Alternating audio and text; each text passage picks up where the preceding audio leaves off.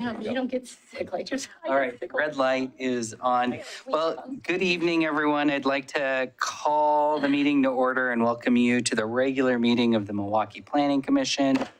Agendas and copies of staff reports are available on the city website, which is located at www.milwaukeeoregon.gov. You can find them by navigating to the community calendar where tonight's meeting is posted.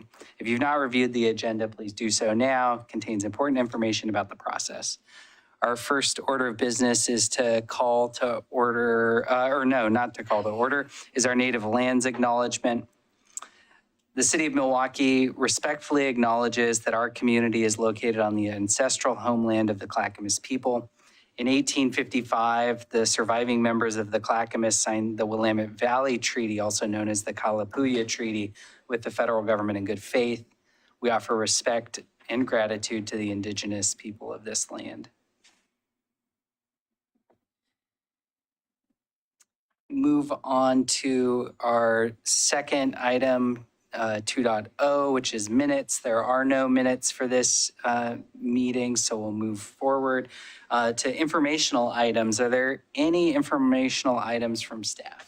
I just thought I would let you know that we have had several people that interviewed for the Planning Commission position, and so we should know here rather shortly, I would say in the next couple of weeks, who's going to be the new Planning Commissioner, not to replace Commissioner Hemer because he's irreplaceable, but to fill a spot on the commission. So that's moving forward. We'll have somebody on board.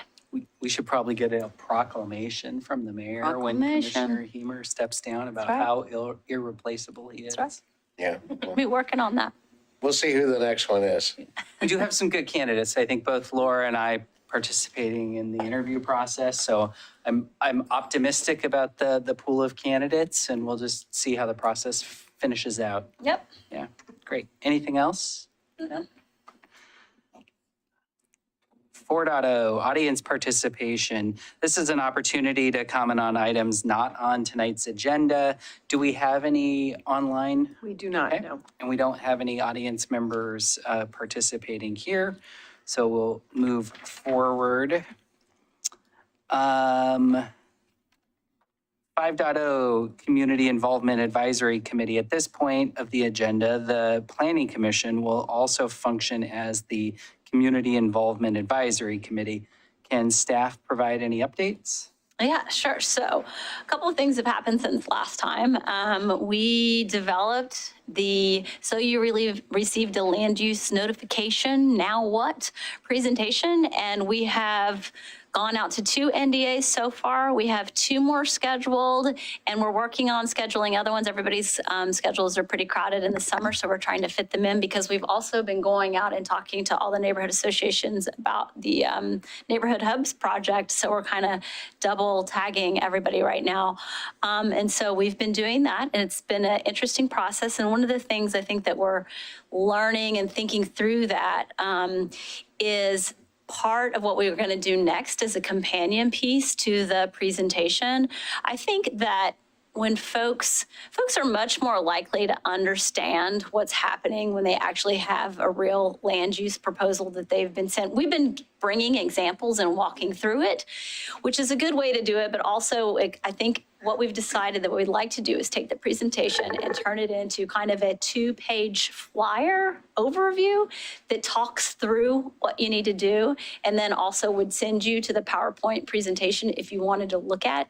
And we could take that flyer and put it in when we send out land use notifications, so that it makes it really like immediate for people so they can have an understanding of what they're looking at the moment that they're looking at. So that's kind of something that we've been learning as we've been thinking through the process and talking to folks, that we want to give something tangible and immediate. So that's Ryan's going to be working on that next. So hopefully in the next couple of months, we'll have something that we can start sending out to people. So that's the update on that.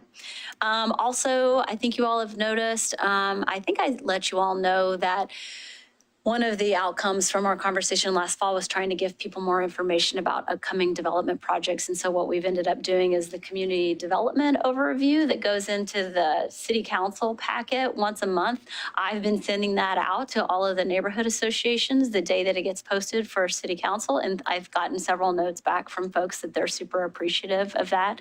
So that's been a good communication tool, just kind of keep everybody in the loop. So that's great. And that is kind of, I think, what I've got for the CIAC right now. Does anybody have any questions for me?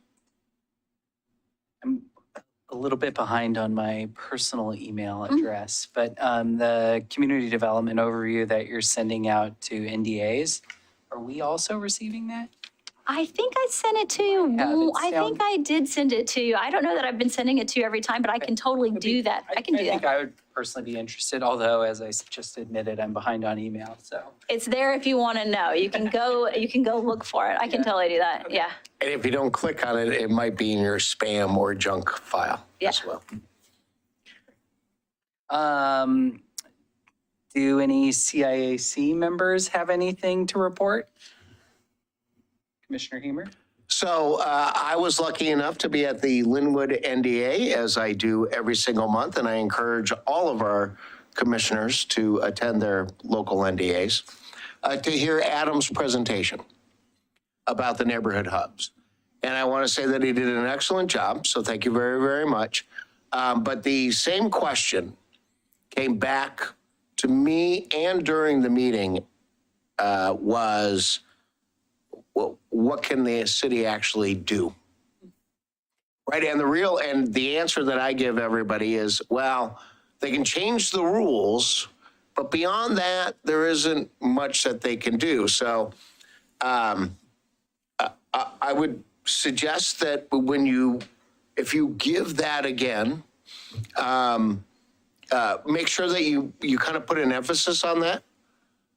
Because people kind of walked away a little confused about what the actual results are going to be. He tried, and that question came up to him about 3 or 4 different ways in a different form.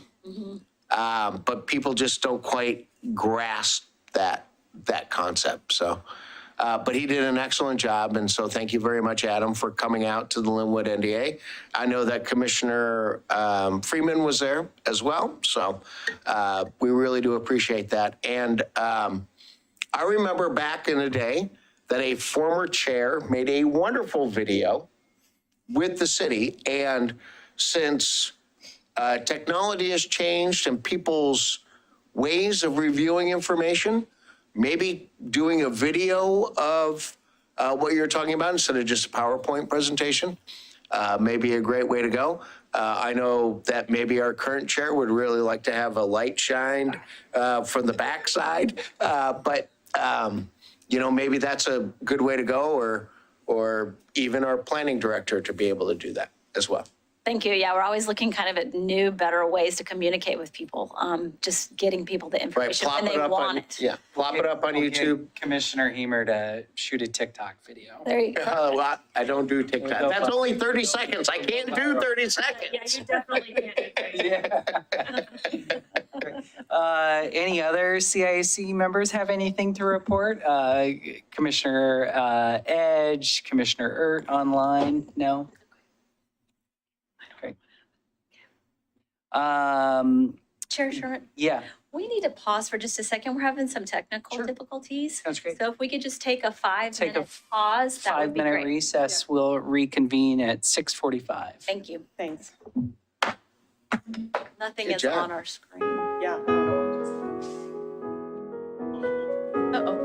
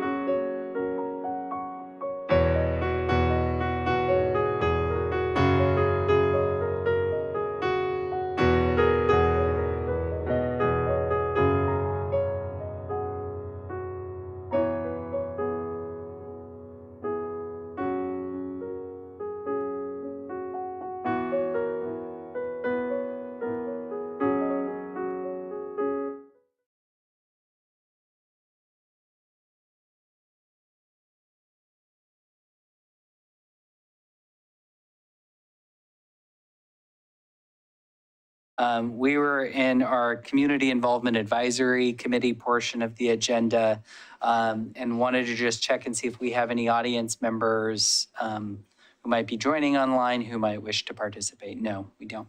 Great. Is there anything else from members of the CIAC before we move on? Hearing none, we'll move on to our hearing items for the evening. Item 6.1, which is the Psilocybin Code Amendments. The next agenda item is a Type 5 application for code amendments related to the regulation of psilocybin facilities in the city. The Type 5 application for code amendments is called the Order. The purpose of this hearing is for the Commission's consideration of application number ZA-2023-003. If you're here to testify, please remember to confine your remarks to the application and the relevant criteria and avoid repetition and information that is not relevant. As the chair, we might mute you if disruptions occur. The Planning Commission will be making a recommendation to Milwaukie City Council regarding whether the proposal conforms with all of the city's applicable criteria. I'd like to now ask staff to cite the zoning ordinance section or sections where the criteria can be found. The approval criteria are found in Milwaukie Municipal Code 19.902, amendments to maps and ordinances, and Municipal Code Section 19.1000, review procedures. Great. Before we get started, does any member of the commission wish to abstain from the hearing? No. No. No? Does any member of the commission wish to declare an actual or a potential conflict of interest? No. No. No? Hearing none, let's proceed with the staff report. Let's see if this works. Thank you, everyone. All right, Vera Coley, Senior Planner, here to present the staff report for these proposed code amendments. Share my screen. Hopefully not kick myself out of the meeting. Okay. All right. So far, so good. Okay. And do we still have our digital commissioners? Yes. Making it great. I see them. Yes. Okay. Okay, so as the introduction section talked about, these are code amendments related to regulating psilocybin facilities in the city. The code language and the staff report reflect the policy direction that council provided to staff following 2 work sessions with council. In most part, the code amendments are intended to mirror to a great degree the city's marijuana regulations as well. But we'll get to that in a moment, but a little bit of introductory information. The Oregon Psilocybin Service Act, Measure 109, allows for the following in Oregon: the manufacture, which is the growing, the delivery and administration of psilocybin at licensed facilities. The Oregon Health Authority began accepting applications in January of this year. And not too long after that, the city received a couple of applications.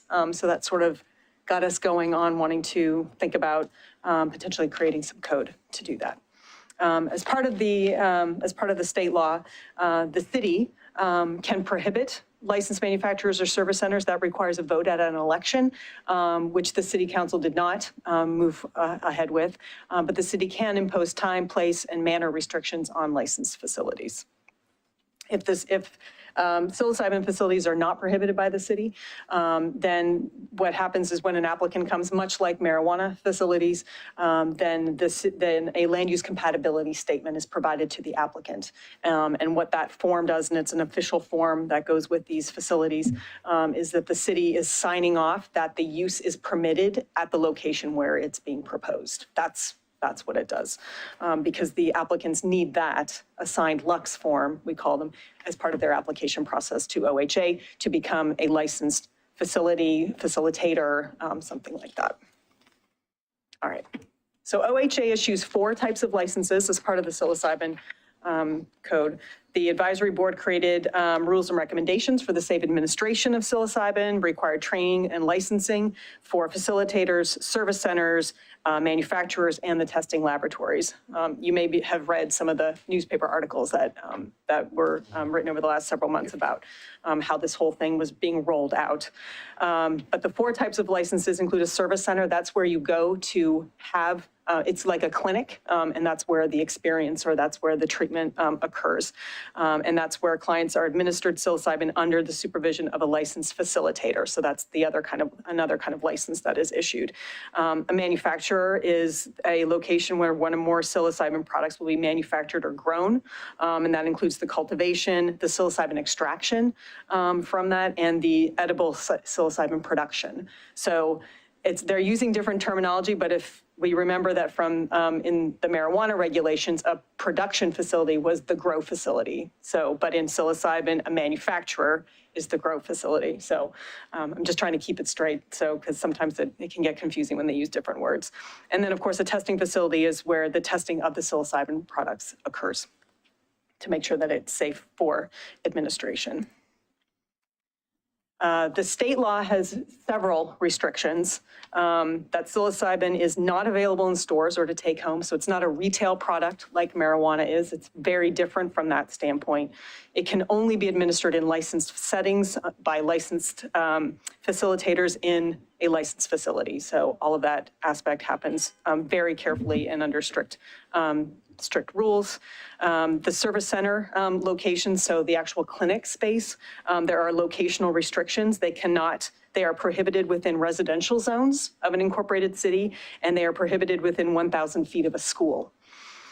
And finally, the manufacturing facilities or the grow facilities are prohibited to be out of doors. So they have to be enclosed, but there are no locational restrictions. They just can't be outside. Okay. So I'm going to move forward with the proposed amendments or the language that we've included. So we are adding a definition to our definitions in the code of what is a psilocybin-related business, because we are using that terminology within the code. Again, a state licensed facility as defined in the state law, and then including examples of manufacturing facilities, service centers, et cetera, so that we have that within our definition section of the code. Part of our experience when we received a couple of these Lux applications was for someone that wanted to have a grow or a manufacturing facility within a residential zone.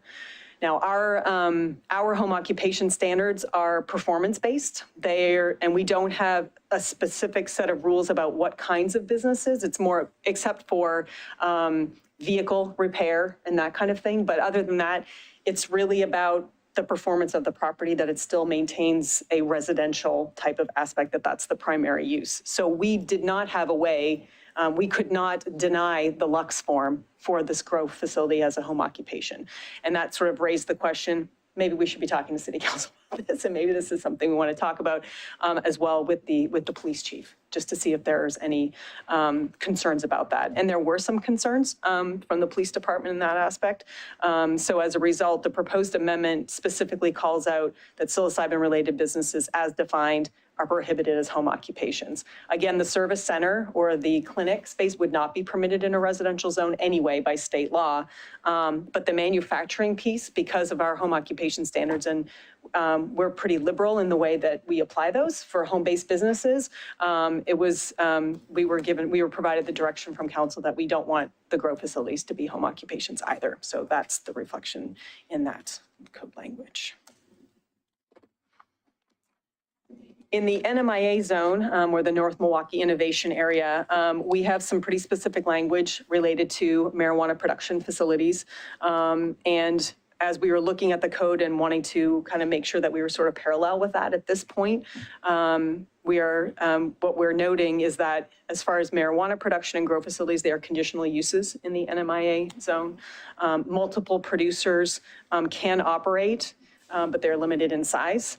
And there are sort of distance or locational requirements that they can't be closer than 1,500 feet of another grow facility. At the time of the marijuana regulations, there was some concern at the time that marijuana producers were taking up a lot of warehouse space. And the idea being that, well, we want our manufacturing zones to have actual, warehouses that are not all grow facilities either. We have not updated the code since sort of now we've had some time under our belts with the marijuana regulations, but that sort of reflects that concern that we wanted to make sure that we had ample warehouse space for other types of warehouse uses, not just grow facilities.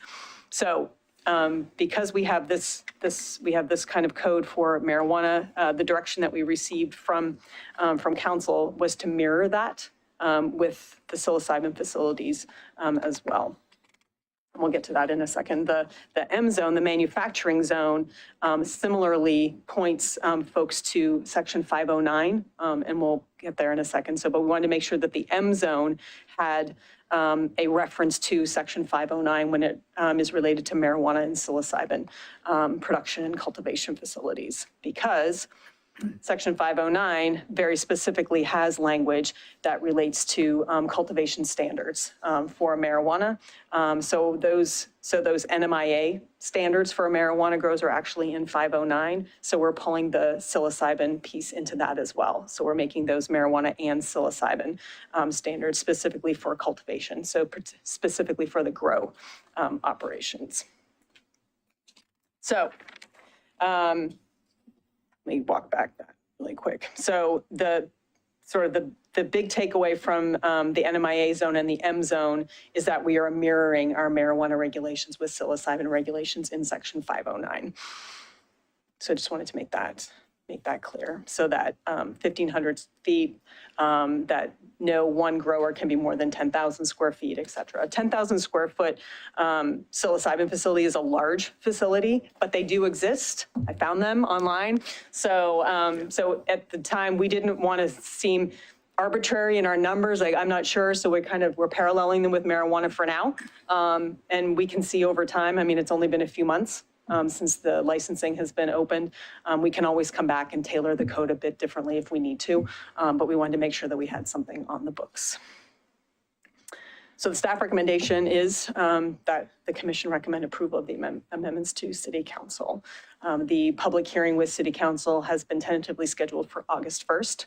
They have a very packed calendar for the summer. That was the earliest I could get. But I'm happy to answer any questions. Let's see if we can move this forward to City Council. Thanks, Farah. Are there any clarifying questions for staff?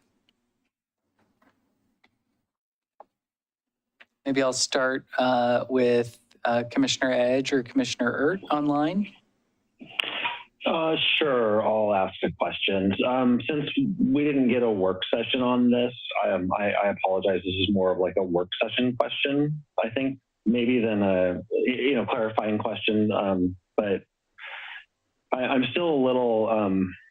It still feels a little weird to me that we're lumping it together with marijuana. I'm not quite sure what the parallels are in the specific land uses that really lend itself to being in the same chapter. I realize there's some similar regulatory moves that the City Council has asked for with some of those, but yeah, it still just feels kind of weird to me that we're lumping it together. And I was just wondering what else there was there, in terms of impacts from the kind of production, that occurs with this kind of manufacturing versus a grow operation, or what are the actual land use policy implications or impacts, of these different kinds of uses, and do they honestly parallel those of marijuana grows and marijuana processing and all of those things, or I just don't see the parallels really, other than what City Council asked for, which seems kind of arbitrary.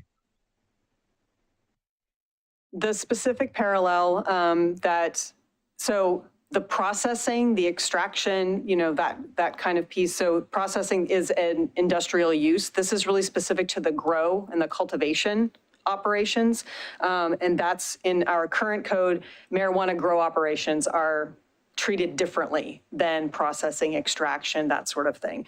And at the time, that was, again, it was a policy decision that reflected I think the city's intent to sort of protect our warehousing and industrial zones to not be sort of overrun with grow operations.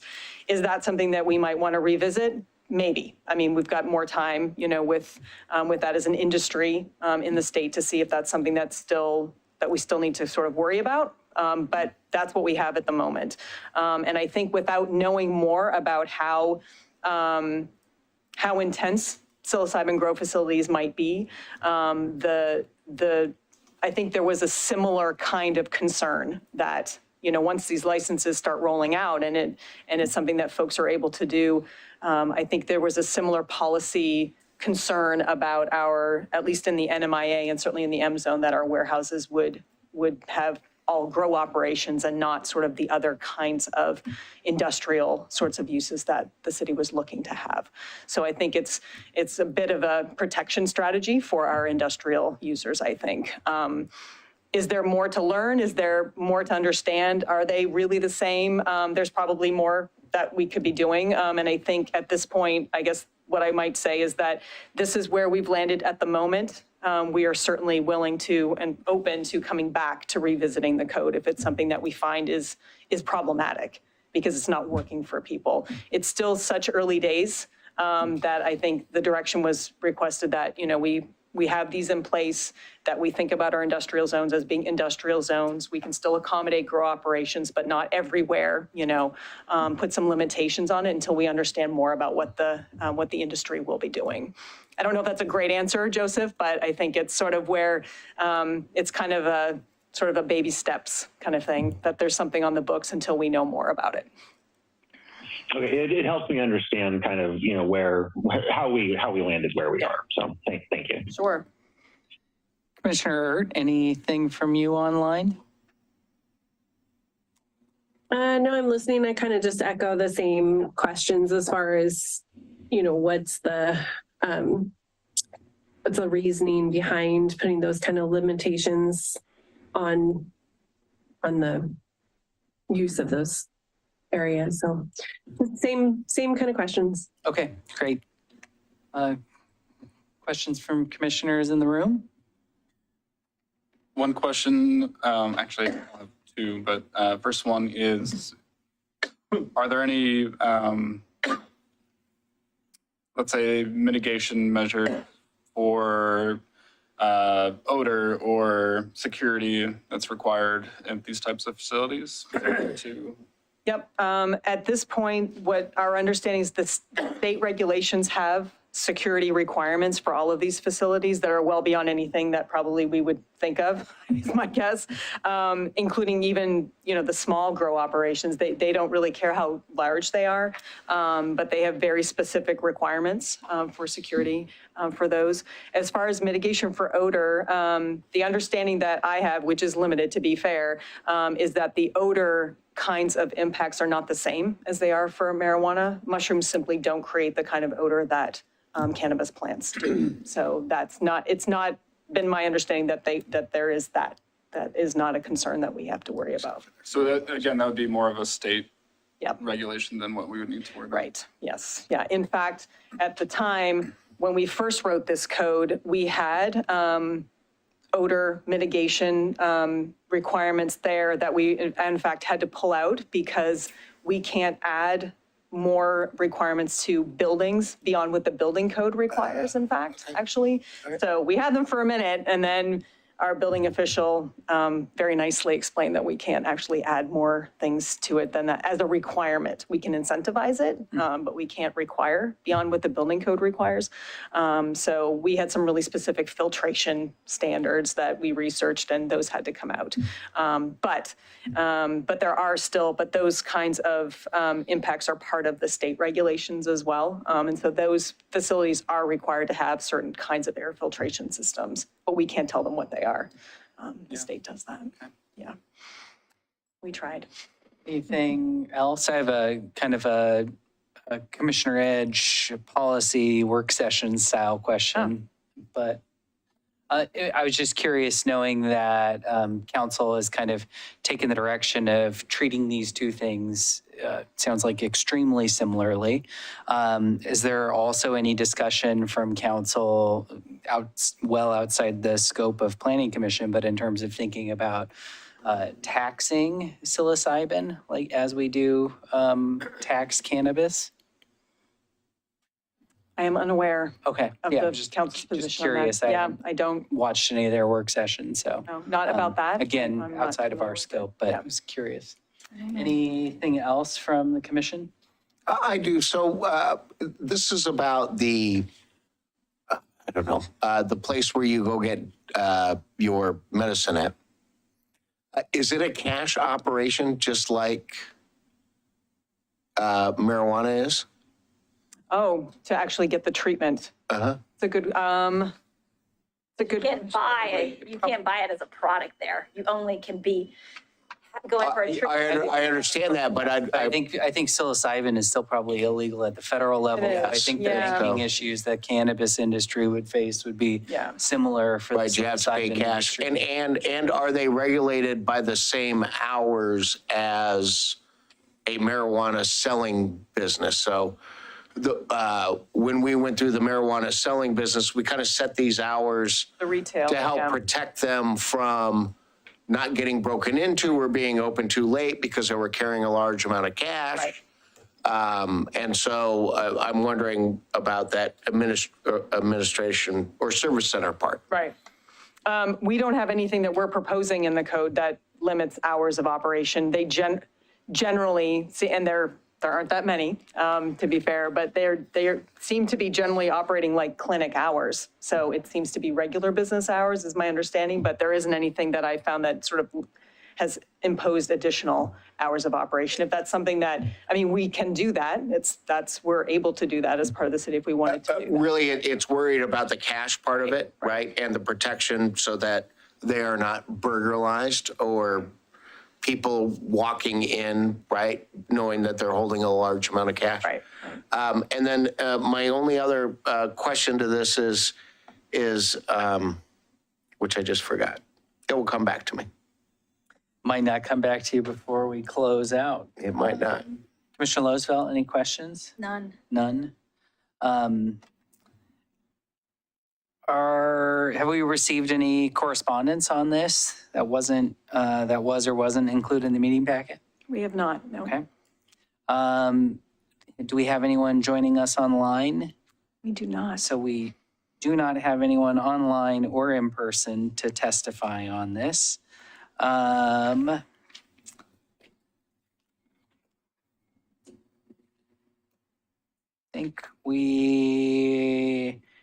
Any other kind of questions from Planning Commission?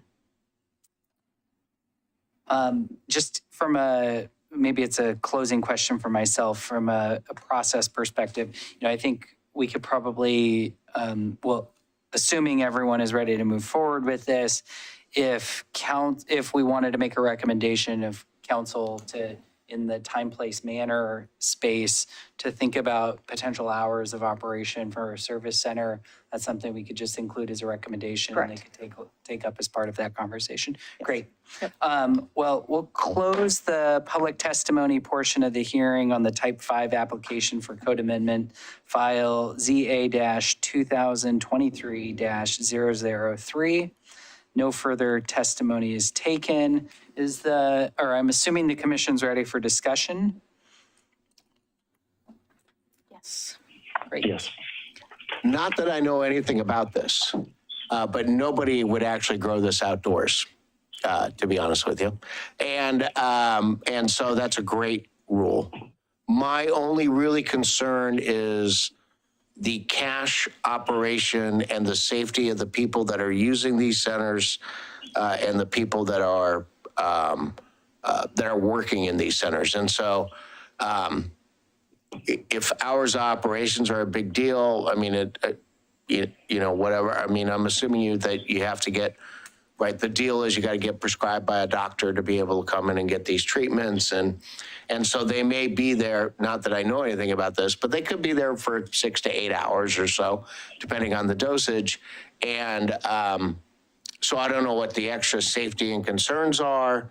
But I certainly don't want to put anybody in jeopardy in that kind of mode, as well. If Yeah. it's all cash. Great, thanks. And maybe we can just, for sake of business, separate the proposal as it is from our potential Yeah, recommendation that's on that. right. Yeah. Maybe we could just make sure we're good on the first. I'm all good. I'm all good with everything. And if it's still tied to the marijuana hours, that seems to be marijuana shop hours. That seems to be pretty fair, I think.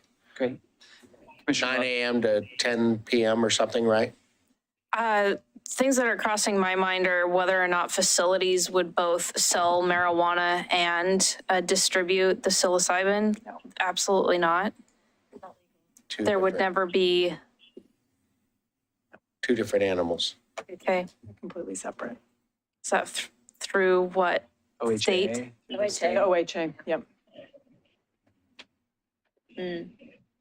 Or owned by the same entity, however, separate facilities somehow? I mean, we Probably do could be. things with barriers. That I'm was just my other question. thinking that there's potential crossover there that, go ahead. Commissioner, So my understanding is that most of the people that are working in this space right now have master's degrees or at least bachelor's degrees and are licensed therapists. So this is very much clinic-based and clinic ran, where you have a scheduled appointment, you go in for your session, which could be 2 to 6 hours, to 8 hours. My concern with putting limits on the hours is, I used to work at a doctor's clinic, so I do know this. But when our clinic hours shut, we would close and lock the doors, and sometimes we would still have patients in, but it would get dark, and we also hadn't dealt with cash sometimes. And sometimes people get confused about what if we have medicine actually there. So anyway, my point is, this is, to my understanding, more of a clinic-based with licensed therapists, licensed psychiatrists, psychologists, and these are clinicians that can set their own hours, and I don't want to restrict them. If a patient, it needs more time during their session, I don't want them to feel like they have to close and rush that patient out because, this restriction says that they can't stay open late to treat a patient. And I do trust that clinicians and office staff, they lock the door, they take their precautions the same ways that we would, or any other clinician's office that has to stay later for a patient, or come in earlier or whatever. So I would hesitate on putting those hour restrictions. I mean, to a certain extent, you could say midnight or something like that so that they're not running sessions at 1 a.m. But I think most clinicians that are in this space are not planning to run at midnight or 1 a.m. or 3 a.m. Because that kind of, I don't know, I won't go into that. I'm just saying I wouldn't exactly put hours on them, on the restriction. And then the other thing that I would kind of say is, if a I guess the clinician offices and then the grow manufacturing sites would potentially be different. Mm-hmm. And with that limit on if they could be near each other, does that overlap? I'm more in the favor of not putting limitations, because sometimes you just have a cluster of 1 or 2 offices that are great for, I just don't see it being a huge problem that we're going to have this overrun of all of our manufacturing or all of our office space being taken over by this market. And I would want to save space for the people that do find a location that just happens to be closer to another location. great. Thanks, Commissioner. Appreciate that. Commissioner Edge, anything you'd like to discuss on this? Yeah, I mean, I really just want to echo what Commissioner Ert just said. We don't know a lot about this. It's a completely different setting for than marijuana. Particularly recreational marijuana. I mean, this is all clinic based. They're not sending people home This isn't a retail operation. People aren't walking in the door to get treatment, just off of, you know what I mean? It's like, this is part of a scheduled therapy regimen. I mean, this is a lot different than anything that we've, any way that marijuana has been used, here before, even when it was just medical marijuana, it was still sold and, differently, sold and prescribed differently. So I don't want to put the same restrictions on this that we have on recreational marijuana, because this is not recreational use. It's just not the same thing. And so I'd honestly rather recommend to City Council that we not impose the same time, manner, and place restrictions that we have for recreational marijuana. I mean, maybe with the grow operations, I understand the policy directive of trying to preserve manufacturing, but with the service centers, I don't feel the same way. And I think that we should, I honestly think that we should recommend to City Council with the service centers that they not be imposed the same time, manner, and place restrictions as recreational marijuana business. They're just not the same thing. So that's really where I've landed with this. Great, thanks, Commissioner Edge. And I was, and Vera has something to share, and I also had a question for staff in terms of what are the hours of operation on cannabis facilities, because within the city. Go ahead. And I can look that up in the code in a second. I did just want to clarify that the code that we're proposing places no additional restrictions on service centers. The only restrictions that we're imposing are on the grow facilities. The service centers or the clinics, the only restrictions on them are that where office uses are permitted. So, I mean, they're considered an office use. So they would be permitted in our commercial zones where offices are permitted.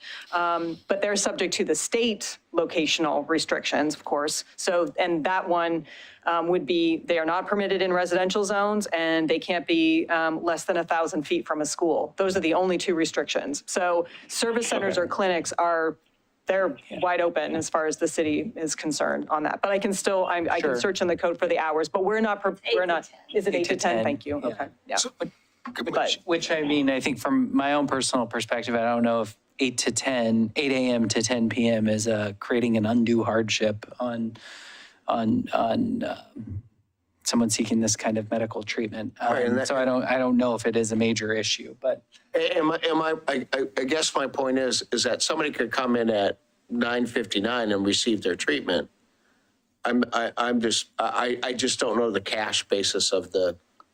Well, I think realistically, someone would probably, or a service center provider would probably stop treating people at 3 or 4 o'clock in the afternoon, recognizing they could have a client there till 9 or 10 p.m. that night, right? So, but I hear what you're saying in terms of the concerns about having a lot of cash in a single location.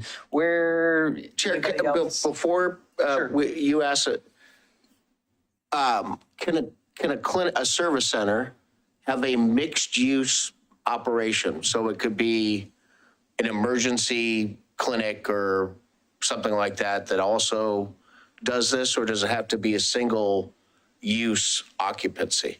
I would have to go in. I'm not sure how OHA, I don't know all their requirements. They are very strictly regulated from an OHA perspective. So I don't know how they think about if they have to be in a standalone building, if they can be part of another operation. I'm just not aware of, I just don't know. I guess it doesn't really matter in this sort of setting. Regulating all of that piece of it, yeah. So the distance requirements that are in place for marijuana distributions, the 1,500 feet from another distributor, is that what I recall? Those are production facilities in the NMIA, yeah. Right. Yes. So there's no restriction on distance between psilocybin clinics? From each other? From one another? No. Not, the OHA doesn't have those locational requirements, and we aren't proposing them either. No. Do we have anything in terms of cannabis dispensaries, the distance requirements between them? I know some other jurisdictions do. No, we don't. Yeah, we do. Do we? I was going to say, because that's. I don't think we allow them within a mile of a radius or something like that of each other? If I remember all that I think the conversation right. state has, hold on. Let's go back in the code. It's The- A service center hotspot. and just, Well, the dispensaries seem to be you grow it, fairly dense. you grow it, somebody turns into a liquid, right? And then it gets distributed to the service center. So it's kind of it's a two-step process. Well, I don't know if this is in the same realm of the right question of what we're talking about, but are we trying to regulate based on, are we trying to limit the number? Or are we trying to limit just how far away they are from each other? Because those are different approaches. Yes, Farah. Sorry, marijuana retailers cannot be within 1,000 feet of another marijuana retailer. And is Yeah. that per MCC or? That's in our code, in our code. 19.509, Okay. yes. I thought there was a Iterating. slide on that, actually. That's what I was recalling it from, and I Yeah, had recalled apologies, I- 1,500, but so anyway, so I I think was just wondering if the same would occur for the clinics. We haven't proposed it, and the state law only has those two locational requirements, distance from schools, and they can't be in residential zones. Okay. Councils, Because they're considered clinics, not retail store operations. They're medical Okay, offices. okay, I guess what I am raising is whether or not you would put a distance on the frequency of which they can occur between one clinic to another clinic. And I think with the same conversation we had around kind of manufacturing, warehouse, like keeping a diversity of retail, if there is a street where there's, 5 clinics lined up on a single street or on a single block or whatever it might be, I think that is kind of where I'm headed. And so limiting is not necessarily the approach, it's just more so the diversity of the mix of, are we going to, see every corner lined up with a dispensary or a clinic? What other use do we do that with? I was just thinking in my head as I was saying that too, like, that we used to have this issue, right, with Starbucks. You would say you would go into some cities and there'd be a Starbucks literally at every corner. We have never regulated anything else like that. I'm just asking the question about whether the same notion applies to a dispensary should apply to a clinic, given the nature of what's being sold or what's being dispensed. So it's a curiosity, Yeah, more no, of a I- conversation. appreciate that. And Commissioner, before we get to you, I'm just curious, did this topic even come up in council work sessions? No, Okay, so council is relying on this, I don't want to speak for Staff, council, sure. but they're relying on the state law to regulate the clinics, the facilities, Sure. yeah, the service centers. It- yeah. And council also said we should kind of, maybe these weren't council's exact words, but think about like with like. And I think that's where Commissioner Losfeld and maybe others are saying, well, we have these regulations around spacing out the dispensary kind of function, and maybe we should be thinking about that here. Commissioner Ert, thanks for being patient. I appreciate that. No problem. I just want to kind of reinstate that the way that this is being used for PTSD survivors and chronic anxiety and the medical conditions is in combination with ongoing therapy with licensed therapists and psychiatrists. So it's not typically where you call up and say, I'd like to try this treatment, and then you just maybe have one appointment and talk, and then you go right into this. This is usually in combination, at least my understanding of this and talking with the providers that are going forward with this. It is in combination with ongoing therapy. So, and typically we're talking one treatment, like one psilocybin treatment in the context of 10 or 20 therapy appointments that go on every week or twice a week or once a month or biweekly. And then in the context of that, you would have one session, and then sometimes some patients may require, or clients, depending on the licensing, may require 2 sessions at the most. I've heard of 3, but that is rare. It's usually literally one session, maybe two, in combination with therapy in a treatment plan. So this is very different than going into a marijuana dispensary and, you know, treating yourself at home or without talk therapy or without a licensed therapist walking through this. Thanks, Commissioner. I don't feel like I hear any members of the commission kind of questioning whether we should allow it like at all or anything like that. I think it sounds like maybe it's more a question about hours of operation. You know, Well, do we want lots of these clustered in an area next to one another? Right. My point in that is that a lot of times therapists will rent out an office building and have practices next to each other, or they'll be in a group sometimes together, but oftentimes they will, you know, you go to an area and they will have a lot of different therapists that are renting out that same space and might be providing that same service to other patients or clients. And so I know we're not talking about limiting clinics right now, you know, being within a certain, but that's what's coming up in the conversation. So what I'm saying is that some of these service providers may be overlapping the same rental space or the same rental building. Well, and I think that's where those service providers to just maybe use I'll go back and look at the proposed code. We're talking about the supervision of a licensed facilitator. I think to your point, you could have multiple licensed facilitators operating in a service center. The question I think that is being raised is, do you want multiple service centers located in close proximity to one another? Laura, it looked like you were going to. I just wanted to say that it's really different from marijuana, and also that it's incredibly expensive just to even get into it. It's like $10,000 to procure a license just to facilitate every single year. And then even getting the training to go through and be a clinician is like $3,500, I think. Oh, it's more than that. The treatment itself is $3,500. Right. I mean, it's really, really expensive. So the proliferation of these facilities is not happening anytime soon. It's not like with marijuana where it's easy money. You could get in there and set up quickly. This is not that case. Well, I'm just no, wanting to I add that to the appreciate that. And I've read some of those things in the press as well about the high cost of licensing and treatment and all of those things. And maybe what I'd propose to the commission, if you'd entertain it, is that maybe we can, I think it seems like there's, unless I'm misreading the room, willingness and interest in kind of moving this forward. But maybe we also move this forward with a recommendation that council deliberate on some of these questions we've had around hours of operation and distance of service centers. But before we talk more about that, Commissioner Losfeld. I sense you're ready to summarize. And before you summarize, can I add one more thing? Please do, yeah. So all of this in my mind, this conversation that we've just had is maybe continuing to argue in my head that these two things should be separated. I'm just seeing the advantage of clarity here of where the distinction between the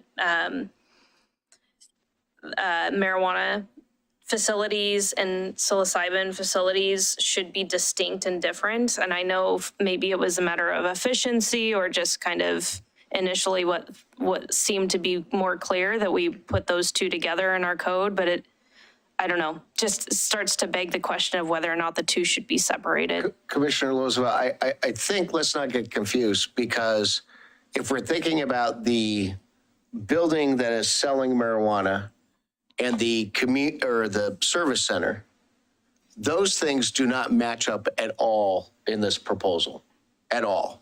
The manufacturing does, and the logic behind that is to not to overrun your manufacturing facilities with operations that don't foster a lot of jobs, don't foster other employment opportunities, and so on and so forth. So that was the reason why we gave those credences to the marijuana grow facilities. Psilocybin facilities actually will operate in a much smaller space. I mean, if you're really good in your crawl space, you can grow some. And so, Prohibited, you can't do yeah, that. well, nobody does it. But all I'm saying is that the service center, right? Because I'm the one that brought up the question about the service center. It doesn't tie at all to the retail sales. I get that. Okay. But I think that the manufacturing point, right, when you say, oh, we shouldn't tie these together, I think is the exact same point that we would use with the marijuana, just so that you don't overrun your manufacturing. Maybe before I keep us heading on this summary path, Commissioner Carpenter, I heard him gasping to get in on this. And Commissioner Edge, knowing that you also introduced this question of, should we be thinking about these things the same way? I'd love to hear your thought on it. But first, Commissioner Carpenter. So in terms of finding ways to maybe limit manufacturing, instead of having a distance regulation, it's based on, let's say, population, to where you can only have one manufacturing process facility for every 20,000 or 5,000 population of your city. That way it allows for kind of the market space to, if there's degrees of efficiency for facilities to be near each other for whatever reason, they can coordinate that way. But then there's only, let's say based on population, 3 that make sense to work, instead of limiting it and making a producer have to really kind of like shoehorn in where it might not make the most sense. That's just an alternative idea of how we can. May I rebut to that real quick? Sure. And you as a planner, I can't believe you came up with that idea, because that is the hardest thing to regulate. It is so much easier to regulate square footage and distance from building to building than it is to regulate stuff on population. And you know that as well as You I could do. base it off of AS or ACS, for whatever, given your, Would you like to write that code? I'm just throwing I'm it out just there saying. as a possibility. I instead understand. of I understand. having. I get it. Commissioner Edge, do you have anything you want to get in on this? Or are we ready to hopefully move forward? I just to rebut, similar to Commissioner Hemer, I'd probably try to regulate that based on, aggregate floor area of the use or something like that. But because, we could have a big one and a small one, but that's 2. So anyway, but ultimately where I started was kind of where Commissioner Roosevelt was ending up with her last, comment, which was that I feel like it confuses things to combine them into one chapter, in the code, because there's some similarities in how we're regulating it based on manufacturing. But ultimately I'm comfortable with, I became comfortable with, just pushing this forward as proposed, because, you said you're open to revisiting this when, we get some evidence on how, what the real impacts are. And I think that would be the time where we'd be like, wow, we don't have to regulate this anything at all like marijuana. So we're going to just put it in 19.510. And, it would be distinct, and so I think that's where we're going. If you just want to go there now, I would support that. But if the intent is to come back after we have some evidence upon which to base some findings around, some actual decision making, then I'm fine with what's been proposed, and I don't think that we need to add anything to it. Great. Well, if there's no further discussion, maybe I'll see what kind of motion I get.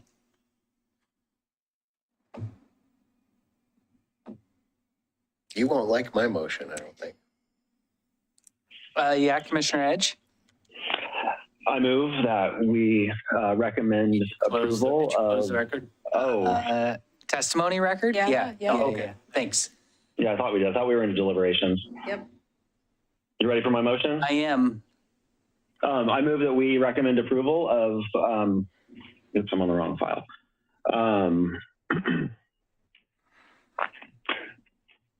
ZA-2023 ZA-2023-003, Great. as presented by staff.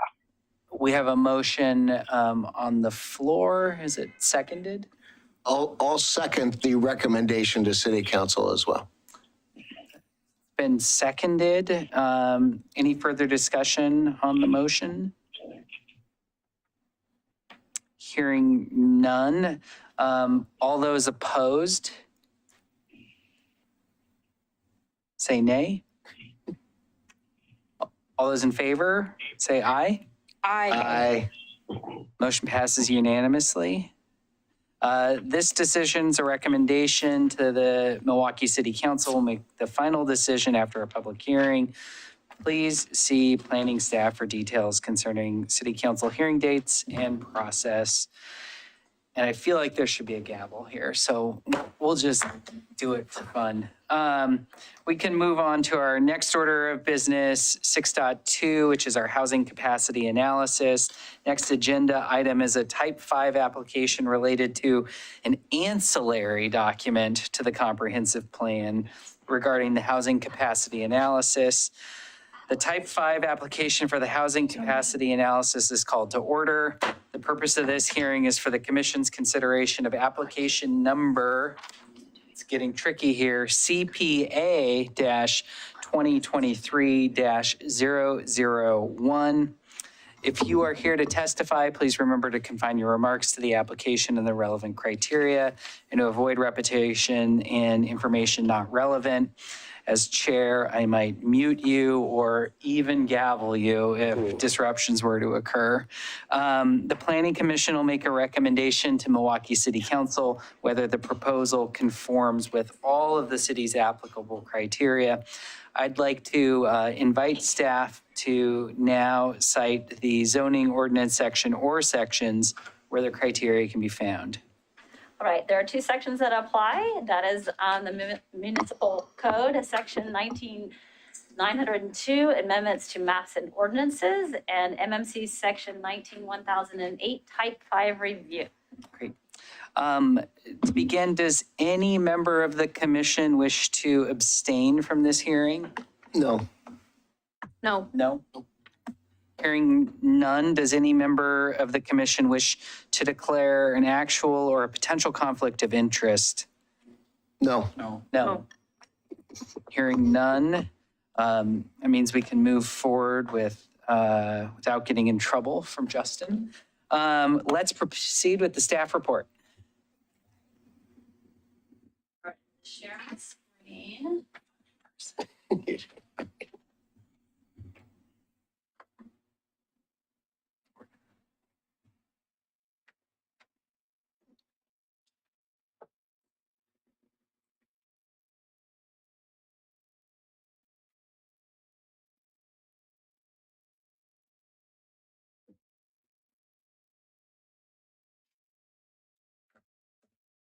Let's try the bottom too. All right. Housing capacity analysis. I'm here tonight. I'm always here with you all. Joseph is here tonight, though. Joseph Brilio, our Community Development Director, is here, as is Beth Goodman, our consultant on this project. She's online. And so it's a little funny tonight because we've got this housing capacity analysis that I need to go through a public hearing on. And then we've got the housing production strategy that doesn't go through a public hearing, but that gets adopted by resolution. So I've got to kind of keep them in two different buckets, even though they're kind of melded together like they were in the staff report. So I'm going to keep this housing capacity analysis bit pretty short and sweet, and we're here to answer any questions because it's a very large document. So I thought that I will not go into details of that document because we've already done this with you all. We already went through it. So we'll try to get through that quickly and answer any of your questions, and then we'll move through to the housing production strategy, and because that's a little bit newer to you all, and you can, Beth is here to answer questions, and we've been working on it as a team for, boy, I don't know, 14, 16 months or something like that, along with the housing capacity technical committee. So with that, housing capacity analysis, it's adopted as an ancillary document to the comprehensive plan. It's required to do so by the state. We're required to do it by DLCD every 6 years. And so our time was due. It's very particular as to what's included in the document. It's outlined in state statute.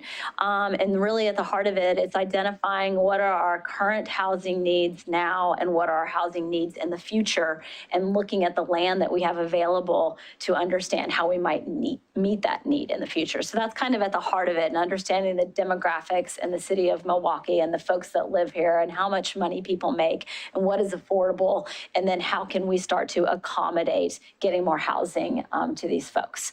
And so that's something that we've been able to take to another level with the housing production strategy.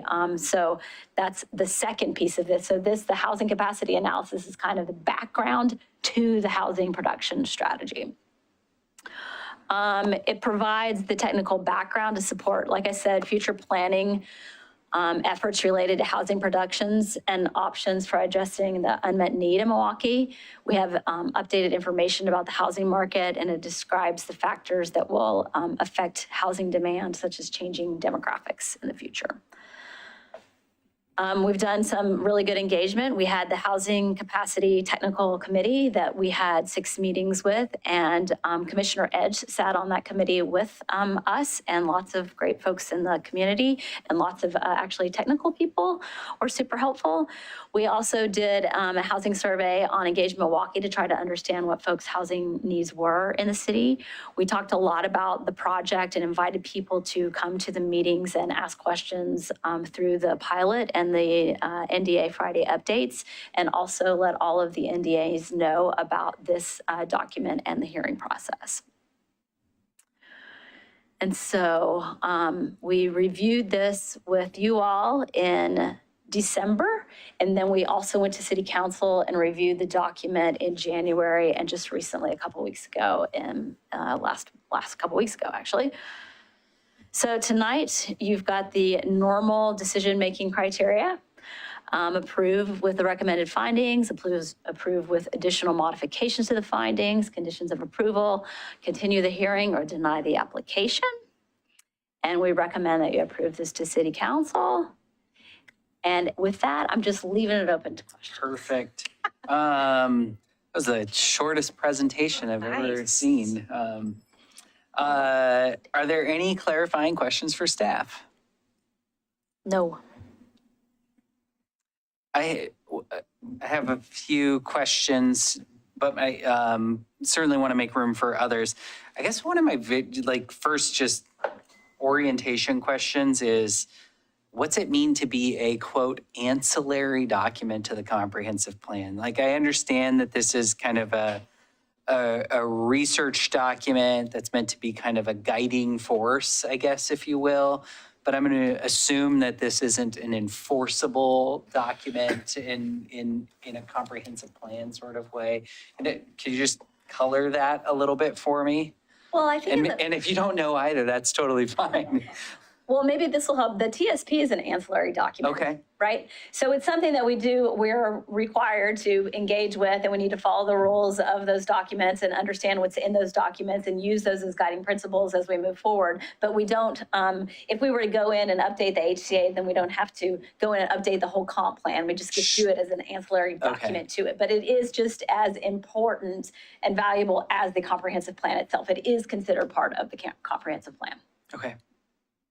Does that help? I think that helps. I mean, so really, just as in policy conversations, we should be considering how the transportation system plan goals and policies are being met. Should also be understanding how the housing capacity analysis is or is not being met in different changes or moving forward. Yeah. Yes.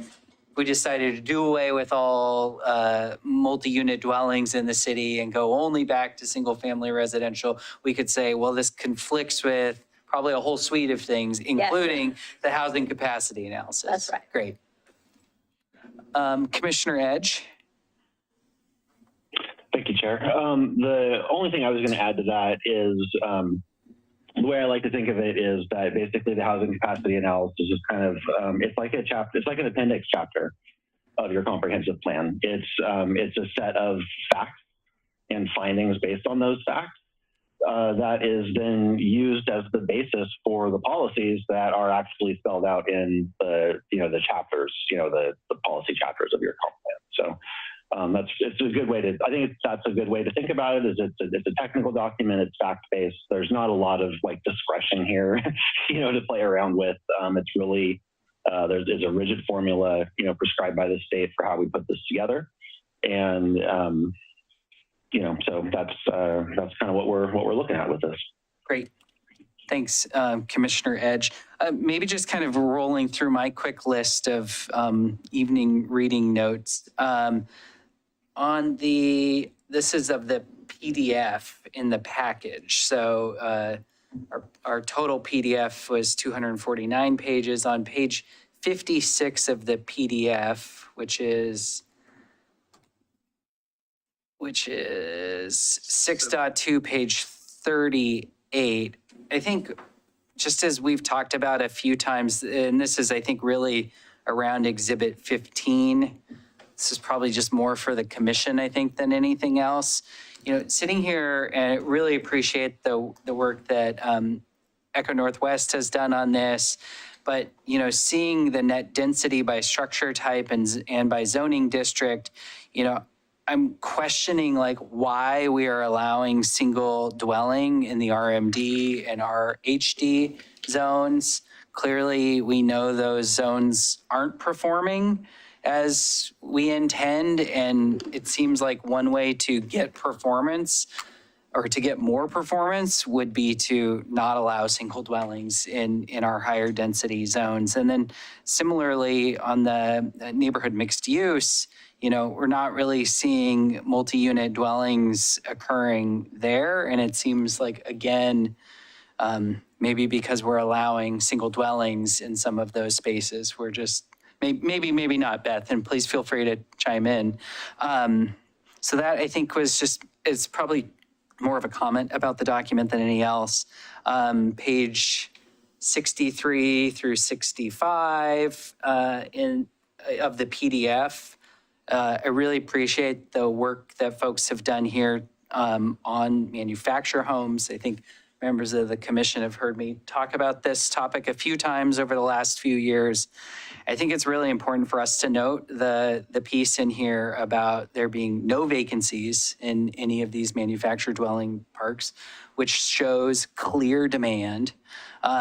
We also know that these allow some of the probably the lowest cost naturally occurring affordable housing.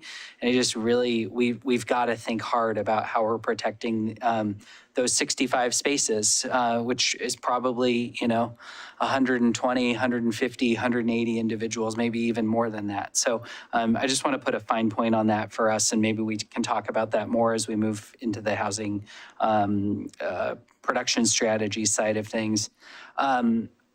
I think on page 77 of the PDF, which is page 59.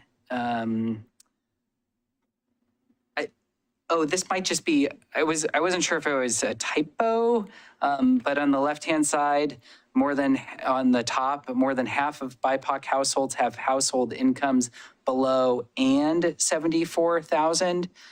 Just wasn't sure if that was supposed to be like an at and below or some, anyways. That's fixed. Oh, great. I was curious on page 87, talking about rental costs, and the chart I think was really useful in looking at, and I just wasn't sure if we weren't able to also update that for 2022, or I guess we're coming up on the halfway mark of 2023. So I know that some of these things lag behind, but would just be very curious. I know as Commissioner Ert, who might have had to step away, I think has seen in Milwaukie Chit Chat and other forums, some of the new multi-unit dwellings that are coming in are commanding a much higher price point than this. And I know that's been a hot topic of conversation amongst the community. So I'd be very curious, like what the 2022 or even when we get to 2024, what the 2023 numbers would look like. I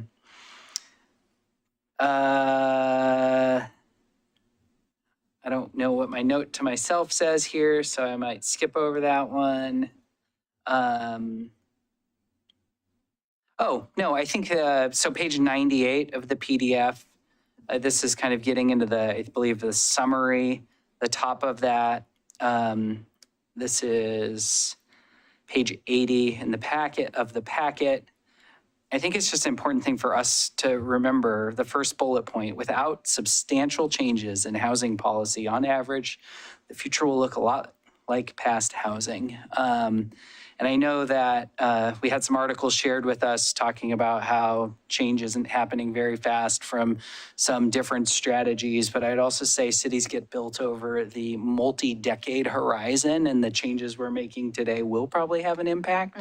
And so we should really stay focused on that long-term scale.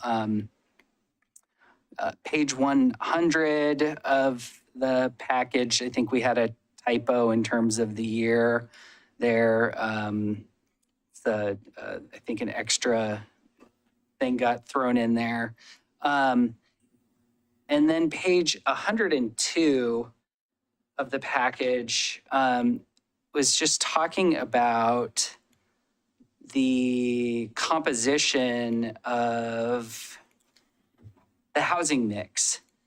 And I think just for ourselves, when I first looked at this, I was like, okay, wow, we're looking into the future.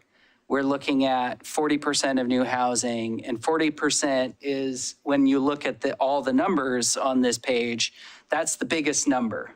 And I was like, oh, okay.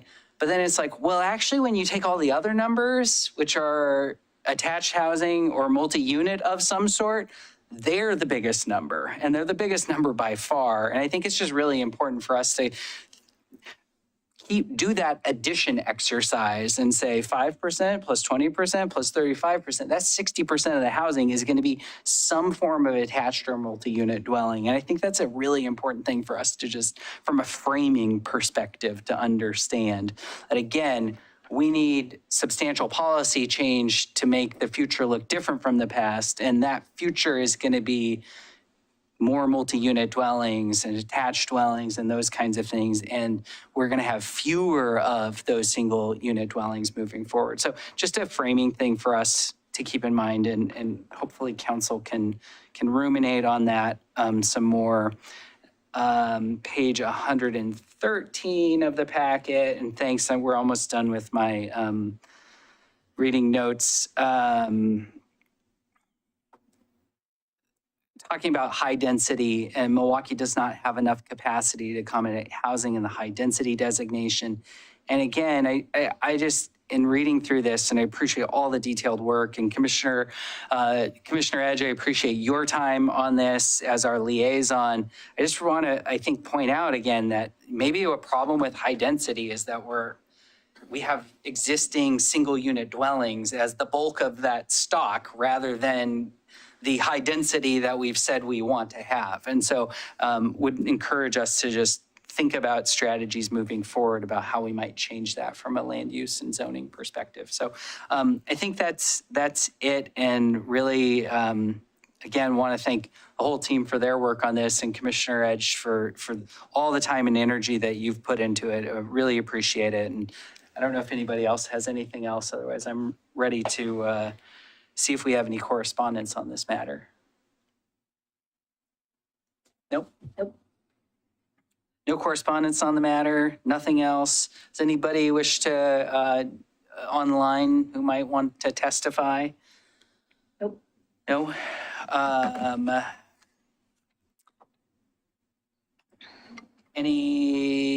Well, let's close the public hearing. I guess I apologize, Justin. Some of that was me deliberating maybe rather than asking questions. So the public testimony portion of the hearing on the Type 5 application for an ancillary document to the comprehensive plan, file CIAC CPA-2023-001 is now closed. Is the commission ready for discussion or ready to entertain a motion? Yes. Commissioner Edge? Thank you, Chair. So again, as we, contemplate whether we're going to be having any deliberation here, I just want to remind everybody that this is a fact-finding document, and it followed the prescribed formula. It presents the facts it's supposed to present the way that it's supposed to present them, and the kind of more discretionary and more, interesting to discuss piece of this is the housing production strategies, which we'll be discussing later. So this is really, although we have to adopt this, with a public hearing, and so we're recommending, approval, hopefully, to the city council for this document tonight. It's important to keep in mind that there's really not a lot of discretion here to play around with, the content of this, or, it's really just about, are the facts right? Did we follow the procedures correctly? And I was involved in that process, and I'm confident that we did. And so I'm perfectly happy to recommend approval to City Council of this document as presented tonight. And if there are no objections, I'll turn that into a motion. Great. And I'm, I think, between Commissioner Edge and Beth Goodman and staff, also very confident in this fact-finding mission that it was accomplished. I think we're ready for that motion, Commissioner Edge. Okay. I move that we recommend approval of file CPA-2023-001 as presented by staff. It's been moved. Is it seconded? Second. Commissioner Losfeld moved fast on the draw there. It's been seconded. Is there any further discussion on the motion? Just to make sure that everybody understands that this is a recommendation to City Council for a public hearing and a formal adoption via an ordinance. Thank you. All those in favor, say aye. Aye. Motion passes unanimously. This decision is a recommendation to the City Council, which will make a final decision after a public hearing. Please see planning staff for details concerning City Council hearing date and process on file CPA-2023-001. Very nice. Very nice. You're very good at those All right. numbers. May not have a lot of hair, but you got a big brain. Oh, whoa, Commissioner Hemer. All right, it is 8 o'clock. We are moving along splendidly. How are members of the commission feeling? Anybody want a quick break? Nope, let's keep moving along then. 7.0, which is our work session, and our work session item 7.1 is the housing production strategy. This is a work session item that is a review of the housing production strategy, building on the housing capacity analysis. Planning Manager Laura Weigel will present information about the housing production strategy for discussion, joined by Joseph. And joined by Beth. Beth And is by going Beth. to lead this Oh, conversation. Beth is gonna lead the Beth conversation. is here. Great. She's going to lead this conversation. We're going to hand it over to you, Beth. This is when we kind of get into what are we going to do about all of the housing need? What can we do? And it's really great because it's great and it's challenging because we have a mandate from the state to come up with a plan. In the past, we didn't have that. So you would do a housing capacity analysis and it would sit on a shelf and you didn't really have to kind of follow through with it. And now we're actually required to follow through with it, which is a blessing and a curse because we need funds and we need staff and we need all of those things. So we've been working to kind of get through what we think might be strategies that the city has the capacity to do over the next 6 years. And and we've been working with City Council with that as well. And so we'll have Beth kind of walk you through it. Yeah, and if I could, real quick, Laura. Commissioner, it's good to see you, Chair, Commission. Joseph Brillo, Community Development Director. Just want to frame it. I feel like Commissioner Edge does such a good job framing things. But this conversation that we're about to have is just understand that this is not the perfect for all these policies that we're going to pitch at you and put out there. These are, and Laura hit on it a little bit, these are policies we feel like could make progress and move us forward when it comes to housing production. At the same time, it also sets staff up in the city for success and not failure.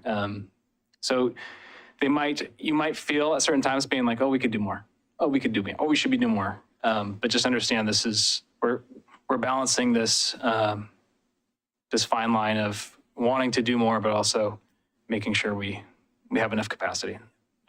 That's it. Thanks. Thanks. Well, Beth, I think you're the one taking it from here. So should we take questions as I go along or hold questions to the end? I'm fine with either. Let's take questions as we go, if you don't mind. I don't mind. Okay, so If we get unruly, apologies. If we get unruly, I'll cut them off and then we'll move to the end. Perfect. So walking you through what is a very long document and not too awfully many slides, so you may have some questions.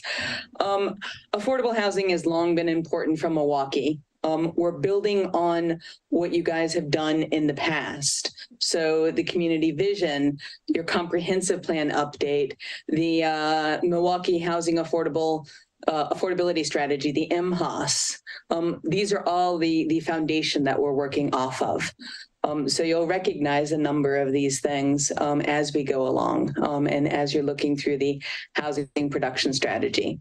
So important thing to consider is how these two pieces, the housing capacity analysis, which Joseph correctly identified as your fact base, that gives us information about housing affordability and needs of different groups, which we pull out and understand more in the housing production strategy. And then we asked ourselves, well, what can we do about this? And so the housing production strategy is essentially your 6-year action plan for what do we do about this? And it may result in changes to the zoning code. It certainly may result in changes to housing policies or programs and building on the MHAS. And funding is an important thing that underlies all of this. So in developing the housing production strategy, we understood what Milwaukee's existing and estimated future housing needs are. We did some engagement with stakeholders, especially for underrepresented communities where we could, as Laura had laid out a little bit, and I think I've got a slide about that in a few minutes. We worked with our committee and with staff to develop the housing strategies and do an evaluation of all of the strategies put together, considering the city's existing major housing policies to ensure that we were trying to achieve and could move forward with fair and equitable housing outcomes. So in other words, not perpetuating the inequities of the past and the current. So our outreach is we used Engage Milwaukie with an activity and a survey on housing needs that was predominantly about the housing capacity analysis, but the information from that helped feed into understanding housing needs. And then we shared information about the housing strategies in March. We met with the Equity Steering Committee and had them help guide us in some of their outreach. We had 6 meetings with the Housing Capacity Technical Committee, 1 meeting with the Planning Commission and 2 with City Council. This is obviously the 2nd with Planning Commission. We did some interviews with service providers and housing developers with a focus on affordability and middle housing with the housing developers. The service providers we reached out to were those who represent underrepresented communities. And then our remaining outreach is obviously our final meeting with the City Council. So in terms of outreach, this is not the be-all, end-all of outreach on affordable housing. You can think of it as the end of, I don't know if this is phase 1 or phase 20, but the end of this phase, and each of the actions, many of them at least, are going to involve an outreach component. So if you change zoning code, for instance, you all know very well about the outreach on that kind of thing. And Beth, real fast, yes, just I think maybe want to put a fine point or ask a fine point question on, in terms of the interviews with service providers and housing developers. I would assume those are folks who are kind of literally on the front lines of delivering this work. And so while outreach through Engage Milwaukie may or may not get certain perspectives represented, I would imagine that some of those service providers and housing developers help paint a real accurate picture of the need. Yes, and what they also do is they allowed us to get an outside perspective of, were we talking about the right needs? And we're talking about the right actions, the right strategies to address those needs. So we were talking to service providers who are working in and around Milwaukie, and then developers who have interest in working in Milwaukie, and those who have actually developed in Milwaukie. So it allowed us to ground truth what we were doing, essentially. Great, thanks so much. Certainly. All right. Then going on, the shortest version of unmet housing needs in Milwaukie, focusing exclusively on affordability. So you're all familiar with cost burden. A household is said to be cost burdened if they spend 30% or more of their income on housing costs. And if they spend 50% or more of their income on housing costs, they're said to be severely cost burdened. So overall, about 29% of homeowners are cost burdened, whereas 52% of Milwaukee's renters are cost burdened and 26% are severely cost burdened. So those folks are in real trouble, especially the severely cost burdened renters. They're predominantly lower income. And this is not a different picture than we see at most of the other communities we're working with in the Portland region. So this isn't exclusively a Milwaukie problem. It's just that Milwaukee is a little bit more affordable than some other parts of the region. And so people who have lower income can afford to live in Milwaukie. So you see that coming out in the data. When we look at, yes. I'm sorry, we maybe I'm jumping ahead of slide, but we've talked about this before, I believe. What about those that are so ahead of the game that bought their house 30 years ago that their value is so high? Now, does that reflect into this at all, or? So no. So when you talk about owners, it's a little bit hard to be a new homeowner and be cost burdened because the banks lending just aren't lending that way at this point. So if you are a homeowner and say your income reduces significantly, that's a way to become cost burdened, for instance. A lot of your owners who are cost burdened, most of them have a mortgage. It's the people who don't have a mortgage that you really have to wonder how they are cost burdened. As in, that's pretty extreme to be cost burdened without a mortgage. That's less common, certainly. And this doesn't account for either wealth, accumulated wealth, nor does it account for accumulated debts. Okay. So you could be cost burdened, but be very wealthy and just have very low income. Not all that common. When we look at cost burdened, certainly by income, and we find it very much follows income. You don't have very many people who are wealthy that have very low income. Does that help answer your question? Yep. Okay. Any other questions? No. Okay. Sorry, I can't see the room, so can't see the. No, that's why I spoke up. I thought that might be the case. So, yeah. So when we're looking at this, this is a way to think about how different households at different income levels, what kind of housing they can afford. So this is a couple of years older because we started this a few years ago. This is 2021 data.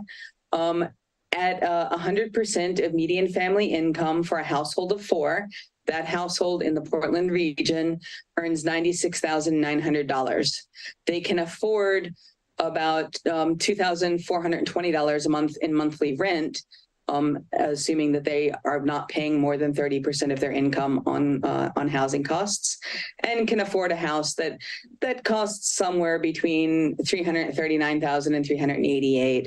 And of course, that actual affordability is going to vary with interest rates and that kind of thing, and how much you put down, et cetera, et cetera.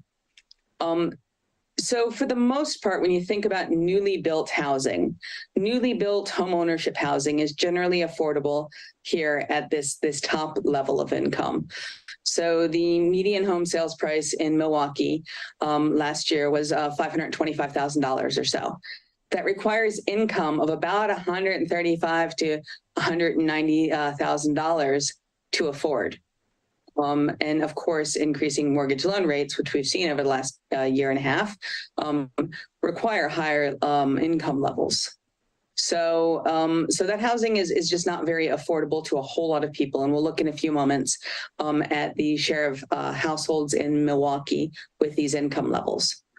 When you think about newly built rental housing, it's generally affordable somewhere between 50%, 60% of median family income, up to 120%, depending on the type of housing that's been built and what level of rent they're looking at. But this is privately developed housing.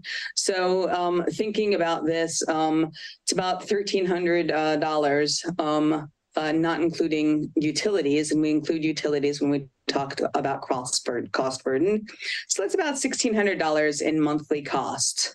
So a household would require about $63,000 in income to afford this. Well, you're not getting newly built housing at those kind of rents. Newly built housing, newly built multifamily housing is going to be above that, generally speaking. But we're talking about that sort of low and middle income group here. And then when you think about households with income below 60% of median family income, it's this group down here. And you can see you've got quite a number of people who are working in this area, like a cashier making $35,000 or a construction worker making $46,000. And these are estimates of income for the Portland region from the Bureau of Labor Statistics. So a household that earns about $48,000 can afford about $1,200 a month in rent. There's not much out there that you can get that's in decent condition for $1,200 a month in rent. So this housing at this lower end is predominantly built through government subsidy. So with state and federal funds, for instance, built by nonprofit developers. When we look at what this looks like in the context of Milwaukie, what we see is that combined together, if only I could do this addition in my head, almost 40% of your households have income that's below $48,000 in Milwaukie, and these are your existing households. 19% have income that's above 120%. So a lot of newly built housing is affordable here at the above 120%. Some newly built multifamily housing is affordable here at this 80 to 120% of median family income. Your existing housing that has rents of, like $1,500, $1,600 a month, that's affordable here at your low income group. But these folks here, these are a lot of your households that are cost burdened currently. And so when we think to the future, we don't forecast future incomes because I don't know any economist, not that I'm an economist, but I don't know any economist who really forecast long-term incomes. So if we assume that the income distribution stays similar to this, we know that most of your newly built housing, 81% of it, is going to have to be affordable at below 120% of median family income. This plan, for the most part, focuses on at the 80% and less of median family income. Are there any questions on that before I go on? There's none from and the of course, room. income varies by household size, and we know that. So, okay. So as we're thinking about actions in the housing production strategy, one of the things we're thinking about is what's the city's role in housing development? So the city's Milwaukie has a role in land. So the role in land is about, do you have enough land within the city? Does it have infrastructure? And what can the city do in supporting infrastructure development? Is it development ready, in other words? Certainly the city has a major role in public policy. Is that land zoned with the right density requirements, design requirements, that kind of thing, to allow a developer to build a profitable project? And here we're in the context of private development. When you look at public development, it's a little different, but it plays out very similarly. Cities have very little role in providing capital for housing development. Cities' roles are generally limited with capital to things like down payment assistance. That's not really capital for developing housing, but down payment assistance, rehabilitation of existing housing, because we're not just talking about building new housing, but keeping your housing that's existing and affordable, more affordable. And then market feasibility. There's some things that cities can do around property tax exemptions, that kind of thing, to support development of housing that's a little more affordable, but still pencils out for the developer. So that's some of the box that the city is in. The city can obviously reach out of this box in certain ways, and Milwaukie certainly has at various points, but it often costs money and may require a lot of staff time. So it's about resources.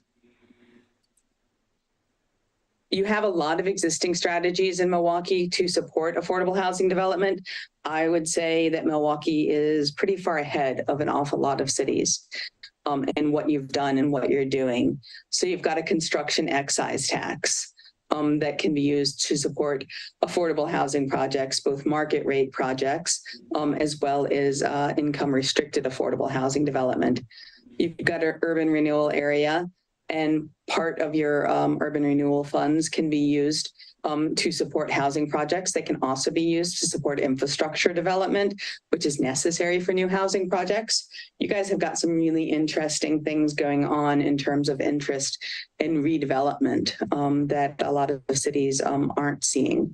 So urban renewal can play a key role here. You've done rental relief, so several rounds of emergency rental relief to support lower income families.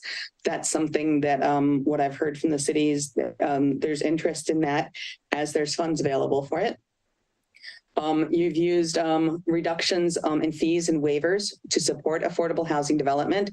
So reducing the costs for developing specifically affordable housing. And I think this is income restricted affordable housing, generally speaking, can be really important to make a project pencil, essentially. And then you also offer the nonprofit low income property tax exemption. So for qualifying affordable housing projects that exempts, that forgoes property tax on an annual basis for those projects. And that can make them more feasible to run because of course these affordable housing can be very expensive to run on a year after year basis. So those are the things that we're building on, and there's a whole long list of them in the housing production strategy.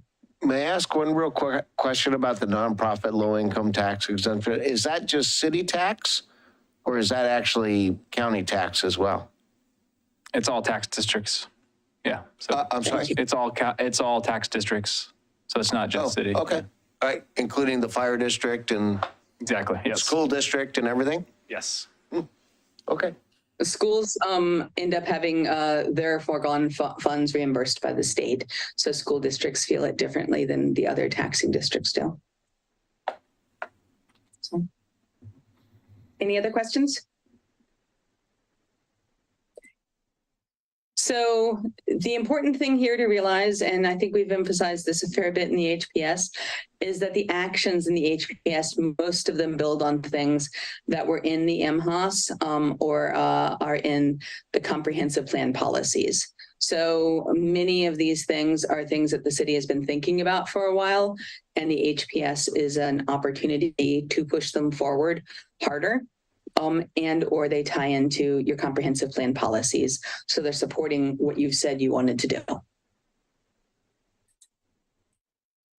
The actions in the HPS, I was just going to walk through them and talk a little bit about the implementation schedule. But if you have questions about the actions, certainly we should discuss those. So one of the actions is about developing a land bank strategy and partnerships to support affordable housing development. So that's about things like evaluating whether there's city-owned land that could be used, that's surplus and could be used for housing development, or in your urban renewal district where you've got funds, could you potentially purchase one or more properties to aggregate them together to support an affordable housing development? And then what partners would you be working with to support that affordable housing development? Because I don't think the city is going to be the developer of the affordable housing. So for instance, if you were working with a land trust for developing low-income ownership housing, that's one kind of partnership. Another kind might be with a nonprofit who'd be developing income-restricted housing. So this is an important strategy, and it ties into a number of the other strategies. As we talk to different nonprofits and land trusts, it's very clear that having land, especially land with services, with infrastructure, that's either lower cost or no cost for the project, that's an important opportunity that not every city has that kind of opportunity. So looking at your system development charges or your planning fees, looking at where you can reduce or exempt system development charges for domestic water, sanitary sewer, transportation, stormwater, and planning fees. So these might be things that in some cases you'll have to backfill the foregone costs. So for instance, if you get a market rate development, and you decide that they're going to be affordable at some level of affordability, let's say affordable at 60% of median family income for some of their units, and the city has a development agreement with them. One of the things you might do is exempt them from some of your SDCs or all of your SDCs and pay those SDCs through a different mechanism, like urban renewal or like your construction excise tax. That's another really powerful thing that cities do to support affordable housing development. You, of course, want to make sure that you're doing it with agreements so you're getting what you're paying for, which is housing that's affordable, especially over a longer term. Can I ask a real quick question on this? So I look at Yes. the economics of things, and we talk about a construction excise tax. So if you are actually charging a rate higher for a building just to supplement it else, aren't you actually creating gentrification because you're actually making that other building more expensive and more unaffordable?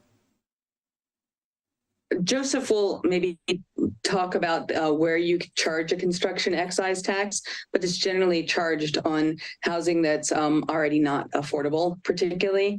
And you're taking money from that and putting that into places where you can have more affordability. But So aren't you're you just raising the price of that anyways, even though that it's being built in the 80 to 100% that rate? Aren't you just raising that price anyways? I think the point is it might not be being built in the 80 to 100% rate, but it's built in the 120, 140, 160, 180% income rate. So the people that can afford to pay are just probably paying a little bit more. Yeah. And you're using that. And that's for the one that's taxed. Right.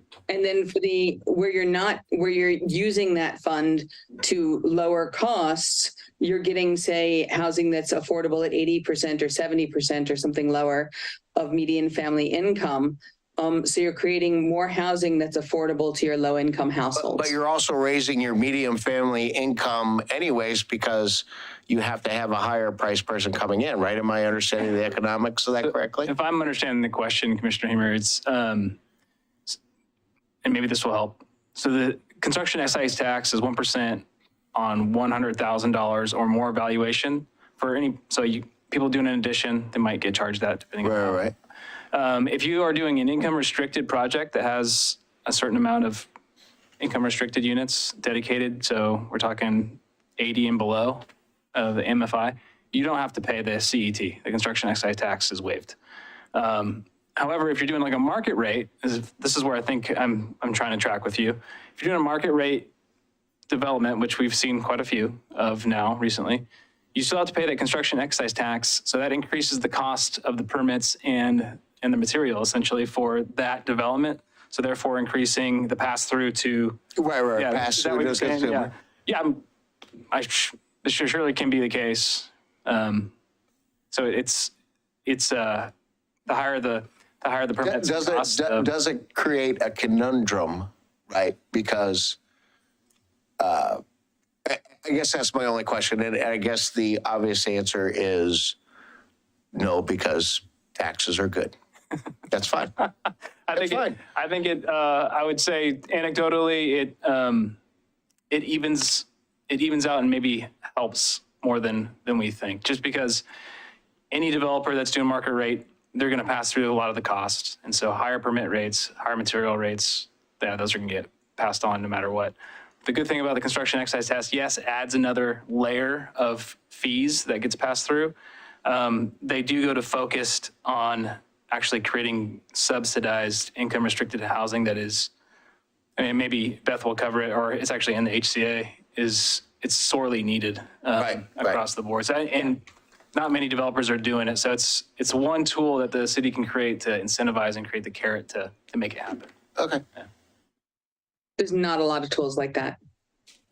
We're not going to go through all the different things we talked about funding, but essentially there's not many funding opportunities. You've got a construction excise tax. It's one of the few ways that other than using general fund dollars, which I'm sure isn't very popular. So I'm going to go ahead and step on, if that's okay. Evaluating use of implementation of the multi-unit limited tax exemption. This is a tax exemption that instead of applying for housing that is below 60% of median family income, it often applies to housing that's affordable at say 60 to 80% of median family income. It could apply a little bit higher than that. It's a 10-year property tax exemption. And there's a lot of flexibility in how the city sets the criteria and the location of where it's granted. And even if the city has implemented it and somebody applies for it, the city council gets to decide whether it's granted. So there's a lot of flexibility in this particular tax exemption.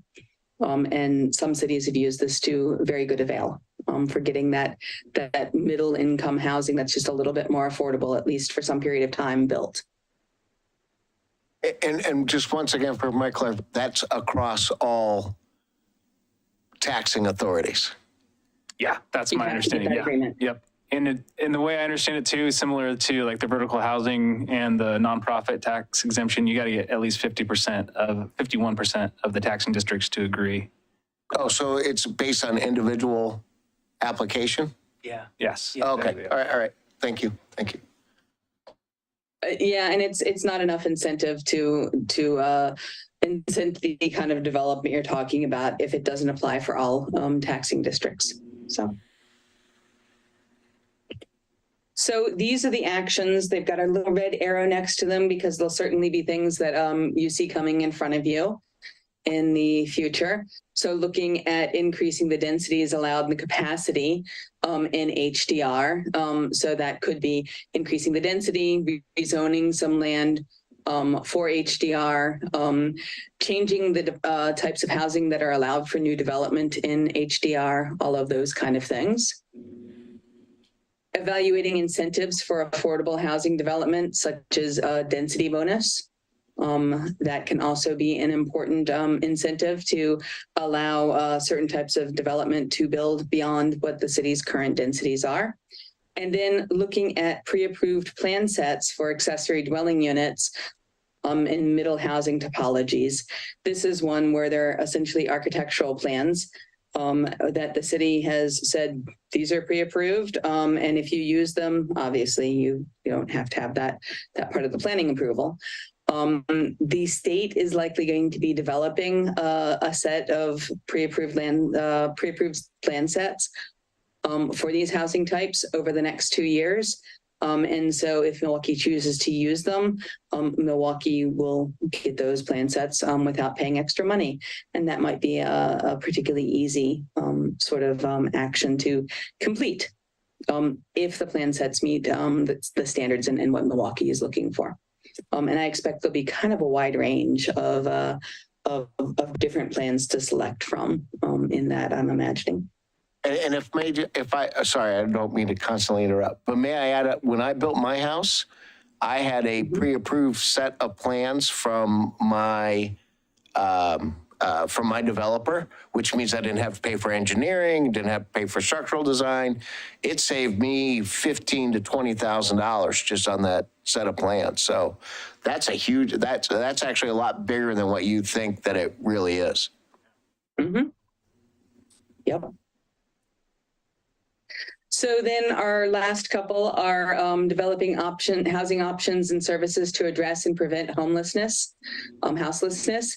This is something where the city would be partnering with agencies and nonprofits that provide these services through development of emergency shelter, permanent supportive housing, or other housing for people that experience houselessness. This is essentially saying the city is going to search out these partnerships as much as possible and look at the other actions in the HPS or the city's other policies that would support development of that kind of housing. Looking at a revolving loan fund for homeownership assistance, and this could be things like down payment assistance. It could also be for things like repair, weatherization, accessibility improvements.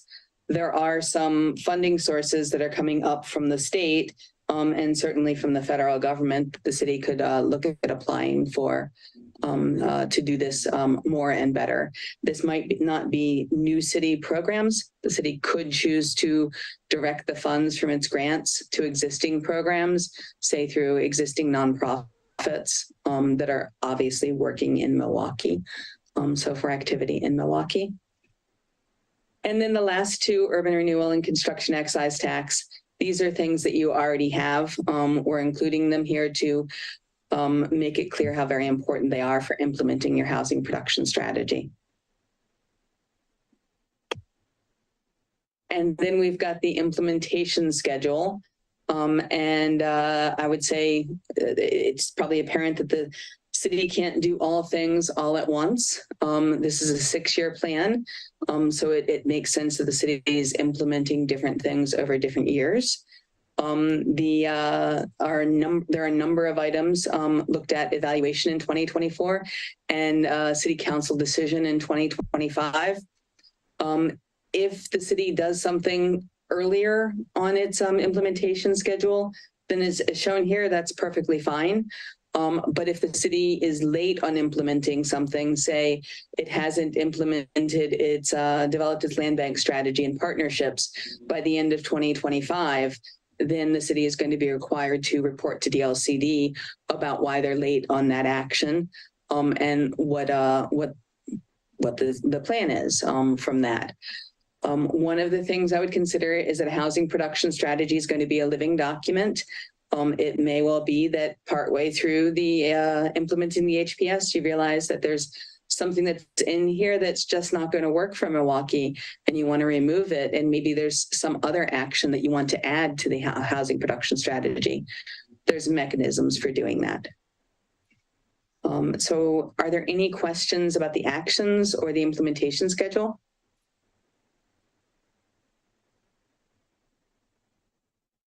It's a little bit of work here. Yeah, just a little. Any questions, Commissioner Edge, Commissioner Ert, online? Commissioner Art did have to leave. Oh, so you're great. aware during Thanks. emergency powers. Just maybe so we know the gravity of it, what is the repercussion from DLCD if we don't hit the schedule? Do they come in and rewrite our comp plan, or Excellent question. No. we don't know yet? No, it's not really clear at this point exactly what the gravity is. Essentially, what DLCD has been saying is they're looking for cities that are making good faith effort, which I think there's no way in which you couldn't argue that Milwaukie has already been doing that. And that in the future, there will be specific targets and goals and that kind of thing. And that's not going to apply at this point. But in future years, there will be. And what's written into legislation is that DLCD's offers to help are things like technical assistance. So maybe you're stuck on the multi-unit limited tax exemption program for whatever reason. I'm picking on something that has a technical component to it. Or maybe you're stuck on, rewriting code, for instance. And so maybe the right thing to do is to apply to DLCD for a grant to support that kind of activity. That's what they say their first set of interventions are.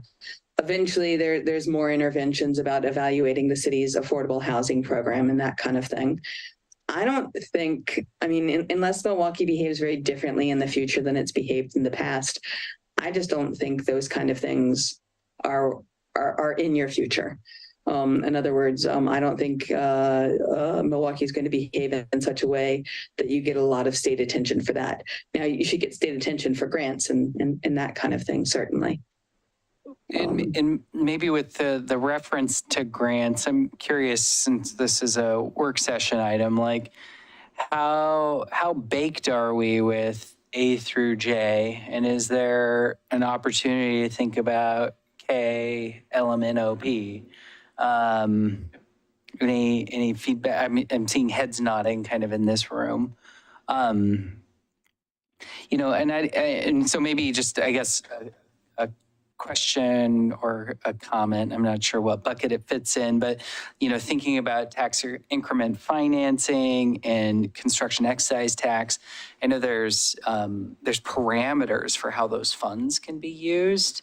But just knowing the work that I'm doing kind of professionally right now, and knowing that there is literally millions of dollars coming from the federal government out to support local communities, I'm wondering if there could be an opportunity to have a conversation with council about how could the city seed, or how could council provide seed funding to planning to be competitive for federal grants, whether that's, 50 grand or 100 grand or 200 grand to hire a consultant to help you chase something that could leverage, 10x in terms of a payout for funding. I don't know if staff have any feedback on if anything like that could fit in this, or if that's a separate conversation. But I know those are conversations I'm having with my leadership around all the money that's out there right now. I heard someone once say, when it starts raining money, you get a bucket. So how can you all have a bucket to help do this work? Yeah, I'll try to answer the question, Chair Sherman. And it kind of actually dovetails into what Commissioner Carpenter mentioned too, just about DLCD and what repercussions there are. So what you see again up here are things that we think we got a good shot with. Just, if I learned anything within the last 3 years, like disruption is going to be part of our lives for moving forward for sure. So forecasting and figuring out what life will be like in 2 years. This is what I feel and staff feels comfortable with that we can be successful in, and it's going to require us pursuing some grant monies of some sort. So it's good to hear that it's happening. But we also we're dancing this dance with DLCD because we don't know all the repercussions. We actually don't know how this is going to turn out. There's a lot of positive talk, which is great. But this is also baked into what you see in the implementation schedule is we'll see how this all kind of, if they get more strict, if they have more teeth, if there is more of a hammer from the state, this still gives us a chance to be successful. And so all that to say is, as well as if we start moving down this path and seeing there's more capacity to do more, we have recommendations, we have other items on the housing productions list, strategy list, that we can move things around. If something's not working, if we find out something doesn't make sense anymore for whatever reason, we can move things up and down. But I wouldn't say that we should, I would be a little hesitant to say at this point, let's pursue money in order to do another thing that's not on this list, that's all. But hopefully that gives you some optimism that things can at least shift. That's good. I think, just speaking for myself, I think very interested in D, increasing capacity in our high-density residential zone. As you heard me say, I think looking at the housing capacity analysis, it seems... You foreshadowed that I one. really did. Yeah, I was perhaps deliberate, but it's just really seems things are underperforming, and we should be thinking more about how we can drive better performance. And thinking about E and density bonuses for affordable housing. We have in some parts of the city, we give you an extra floor for your development for meeting green building standards. It seems like there might be equal valuable trades to make. And in terms of D and E, and I think it was reflected in the documents as well, both of those are, relatively speaking, lower resource asks, right? You don't need a staff person to run a program and do this and do that. It's yes, it's a process to go through those changes, but it's, something it's a big lever we can pull. And I'm excited to see it up there and look forward to pulling it in 2025. And maybe Commissioner Hemer will show up on that end of the dais and give us his thoughts about it, since he's so irreplaceable. Commissioner Edge has his hand up. Commissioner Edge? Thank you, Chair. And thank you, Beth. It's great to see you again. I wasn't sure that you were going to be here, so it's a nice surprise to see you. So for the commission, I'd like to say the same thing in two different ways. There's 10 things on this list. And there's 10 things on this list. We started off with a lot more. I want to assure you, these aren't the only 10 things on our radar. But we had to filter this list down to what we considered actionable in a 6-year time frame. And so it's really important to maintain that context about what we're looking at here. This is, again, to reiterate what Joseph said, we're trying to set staff up for success here, not for failure. And so what we see here is both ambitious and still a little conservative. You know what I mean? It's like, I know it sounds contradictory, but it's important to maintain both of those perspectives, because we know there's more to do, and we know what that is. We know what we would be doing if we had more resources.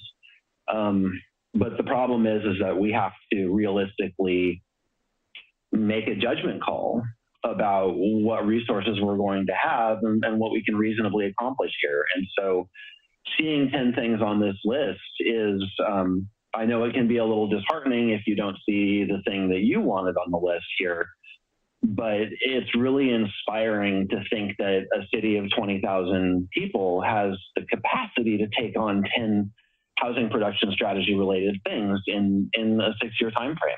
I mean, just to be quite honest about that. So I'm really encouraged by what has come out of this process, and I think that this is a work session. I'd like to see us go in depth on a couple of these that particularly intersect with land use policy and land use regulation.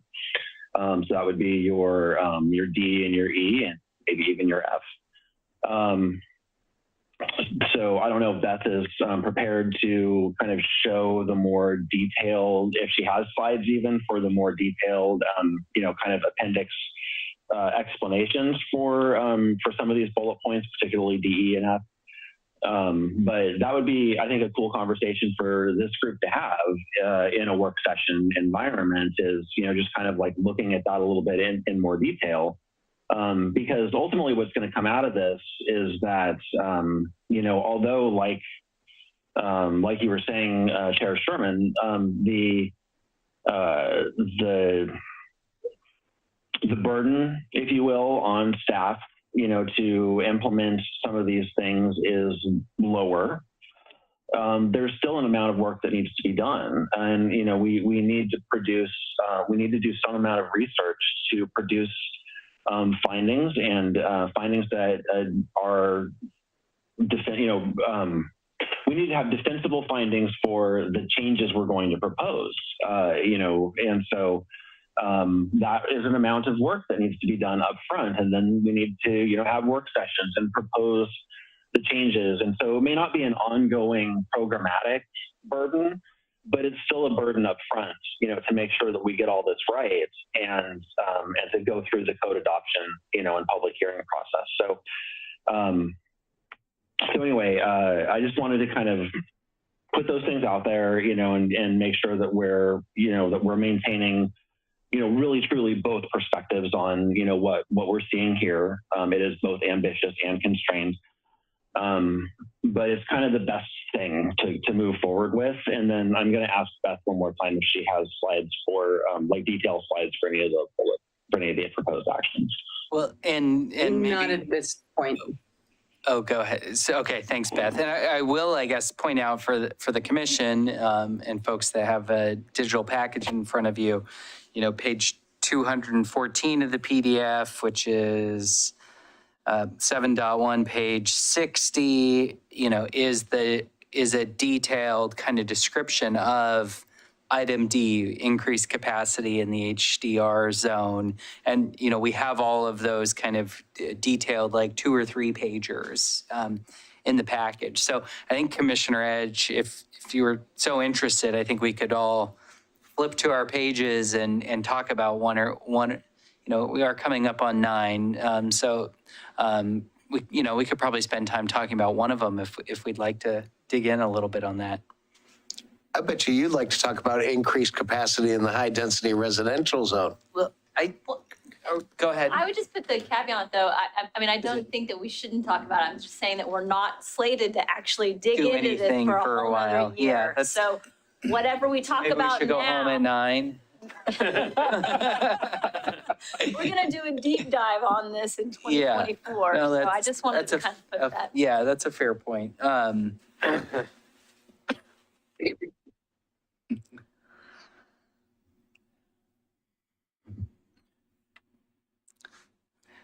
Well, So are there any other questions on any of this? I just wanted to tell you what the other recommendations are. As Joseph mentioned, looking at rental assistance programs, pursuing CDBG funds more, looking at an inclusionary zoning policy, which would be a significant evaluation, potentially allowing tiny homes, looking at opportunities to support preservation of those manufactured home parks, and relocation assistance requirements. These are several of these a pretty hard lift. I'm not saying they're unworthy.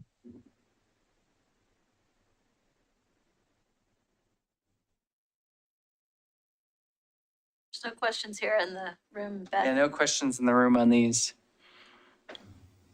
Okay. Then I should hand it back over to Laura. Great. Thanks, Beth. Thank you, Beth. Certainly. Well, So I think that, thank you all for going through this with us, and I hope that we could get a recommendation from y'all just to move forward to City Council with this. And I'm looking really forward to the kind of the items that were identified that the Planning Commission can really dig into over, 2024, I think were 2 of the items, and then the next one was in 2025 or 2026.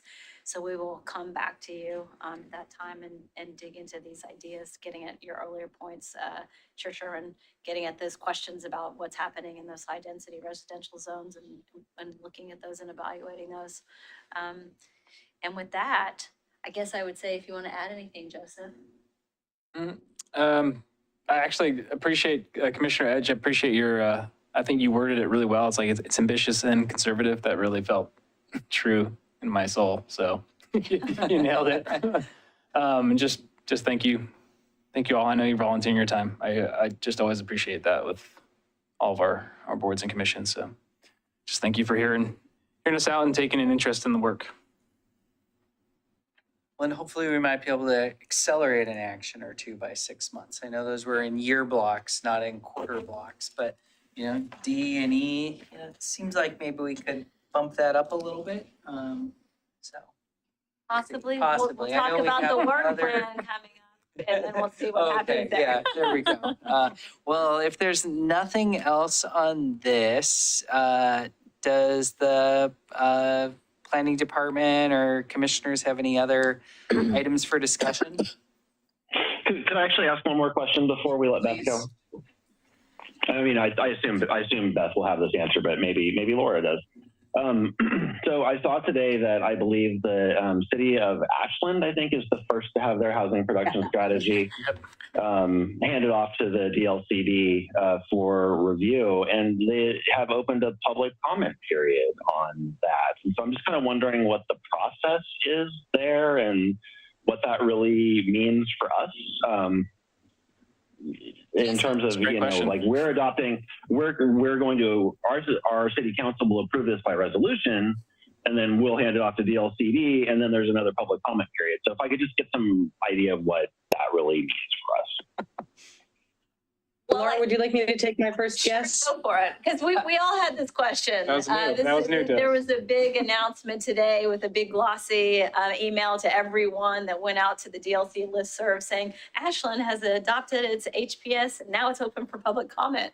And we were all kind of like, wait, this is all open for public comment? Which came as a surprise to us as well. So we actually dug into it a little bit. So Beth.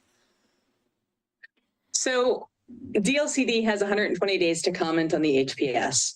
I would imagine that they are going to look at the public comments that they get and see if anybody's pointing out any flaws that we haven't identified, that DLCD staff who reviewed this before haven't identified. And that could come back. I doubt it's going to come back as a remand, but it could come back as a comment. And then there's a question of, does the city have to do that comment or not? So Joseph, I have to be honest, it's not entirely clear. I was very surprised to see that. But you're also going to see, I don't know, a dozen or 24 of those kind of things come out.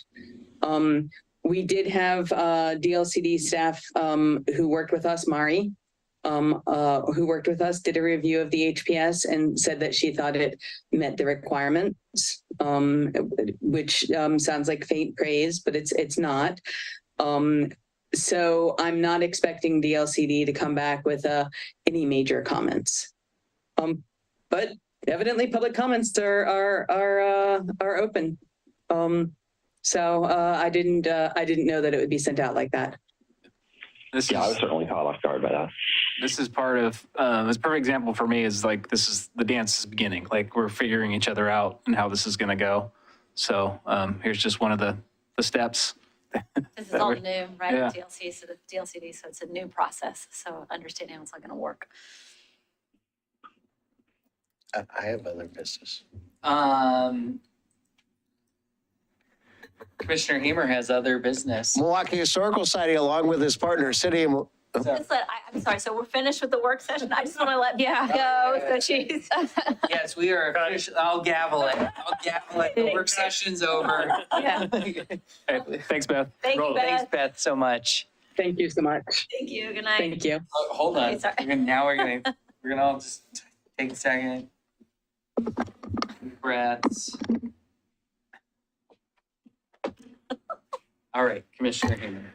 Milwaukie Historical Society, along with its partner, City of Milwaukie Learning Library and Willamette Falls Studios, are proud to present the Learning Library Lecture Series. Join us Wednesday, June 7th, starting at 6 p.m. at the Learning Library for The Mayors. Come and explore the ins and outs, the good and the bad, and the successes of mayors that have shaped Milwaukee's past and future. Our special guests are Mayor Bernard from 2001 to 2009 and Mayor Tomei from 1998 to 2001. The program is designed as a casual conversation with audience participation discussing one of the most influential mayors or all the mayors in Milwaukee's history. The program includes a special presentation by Councilor Massey and a mayoral history lesson by our city recorder, Scott Stauffer. If you cannot make it in person, join us at Zoom or watch it later on Comcast Channel 30 or Milwaukie Heritage Channel on YouTube.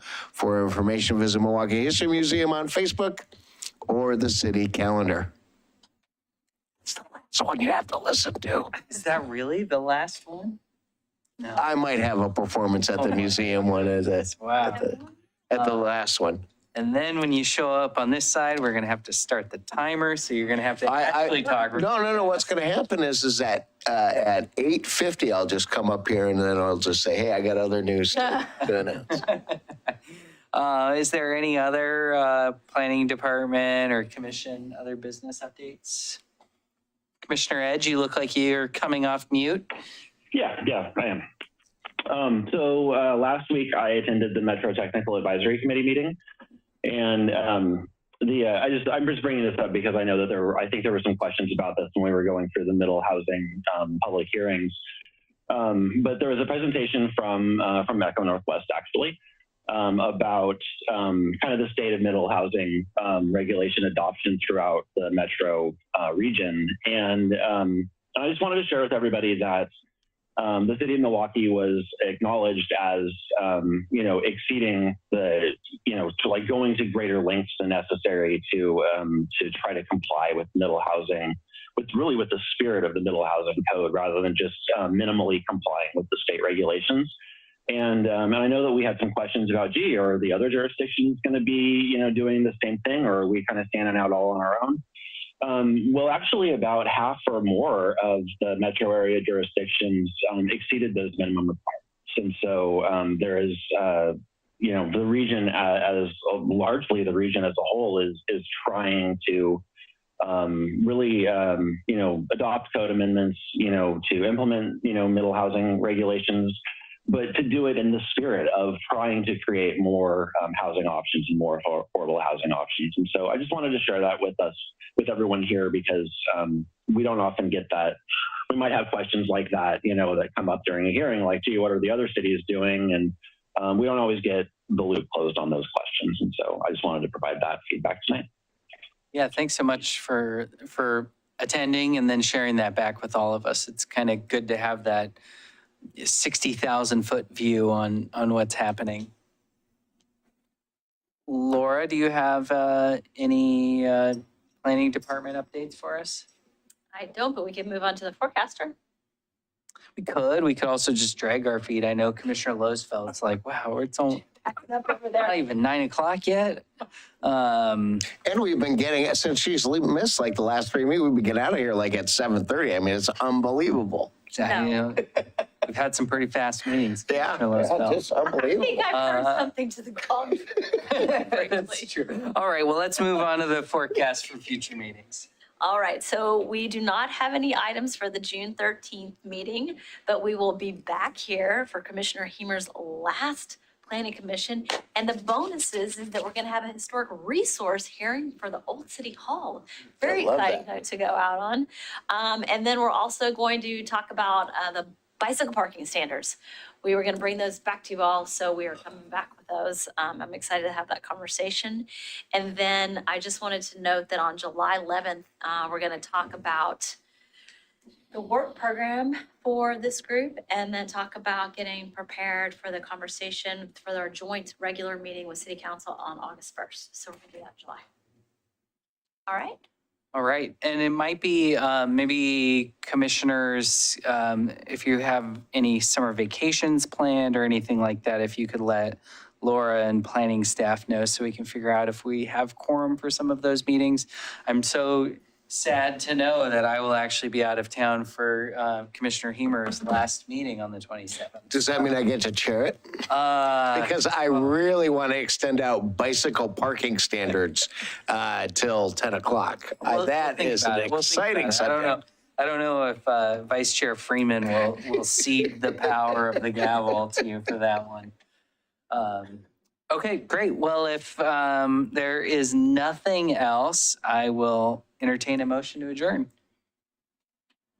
I motion we adjourn this meeting. Second. And that was a jinx second too, right on time. It's been moved and seconded. Any discussion? There is none. All in favor? Aye. Aye. See you later. When did we add the discussion after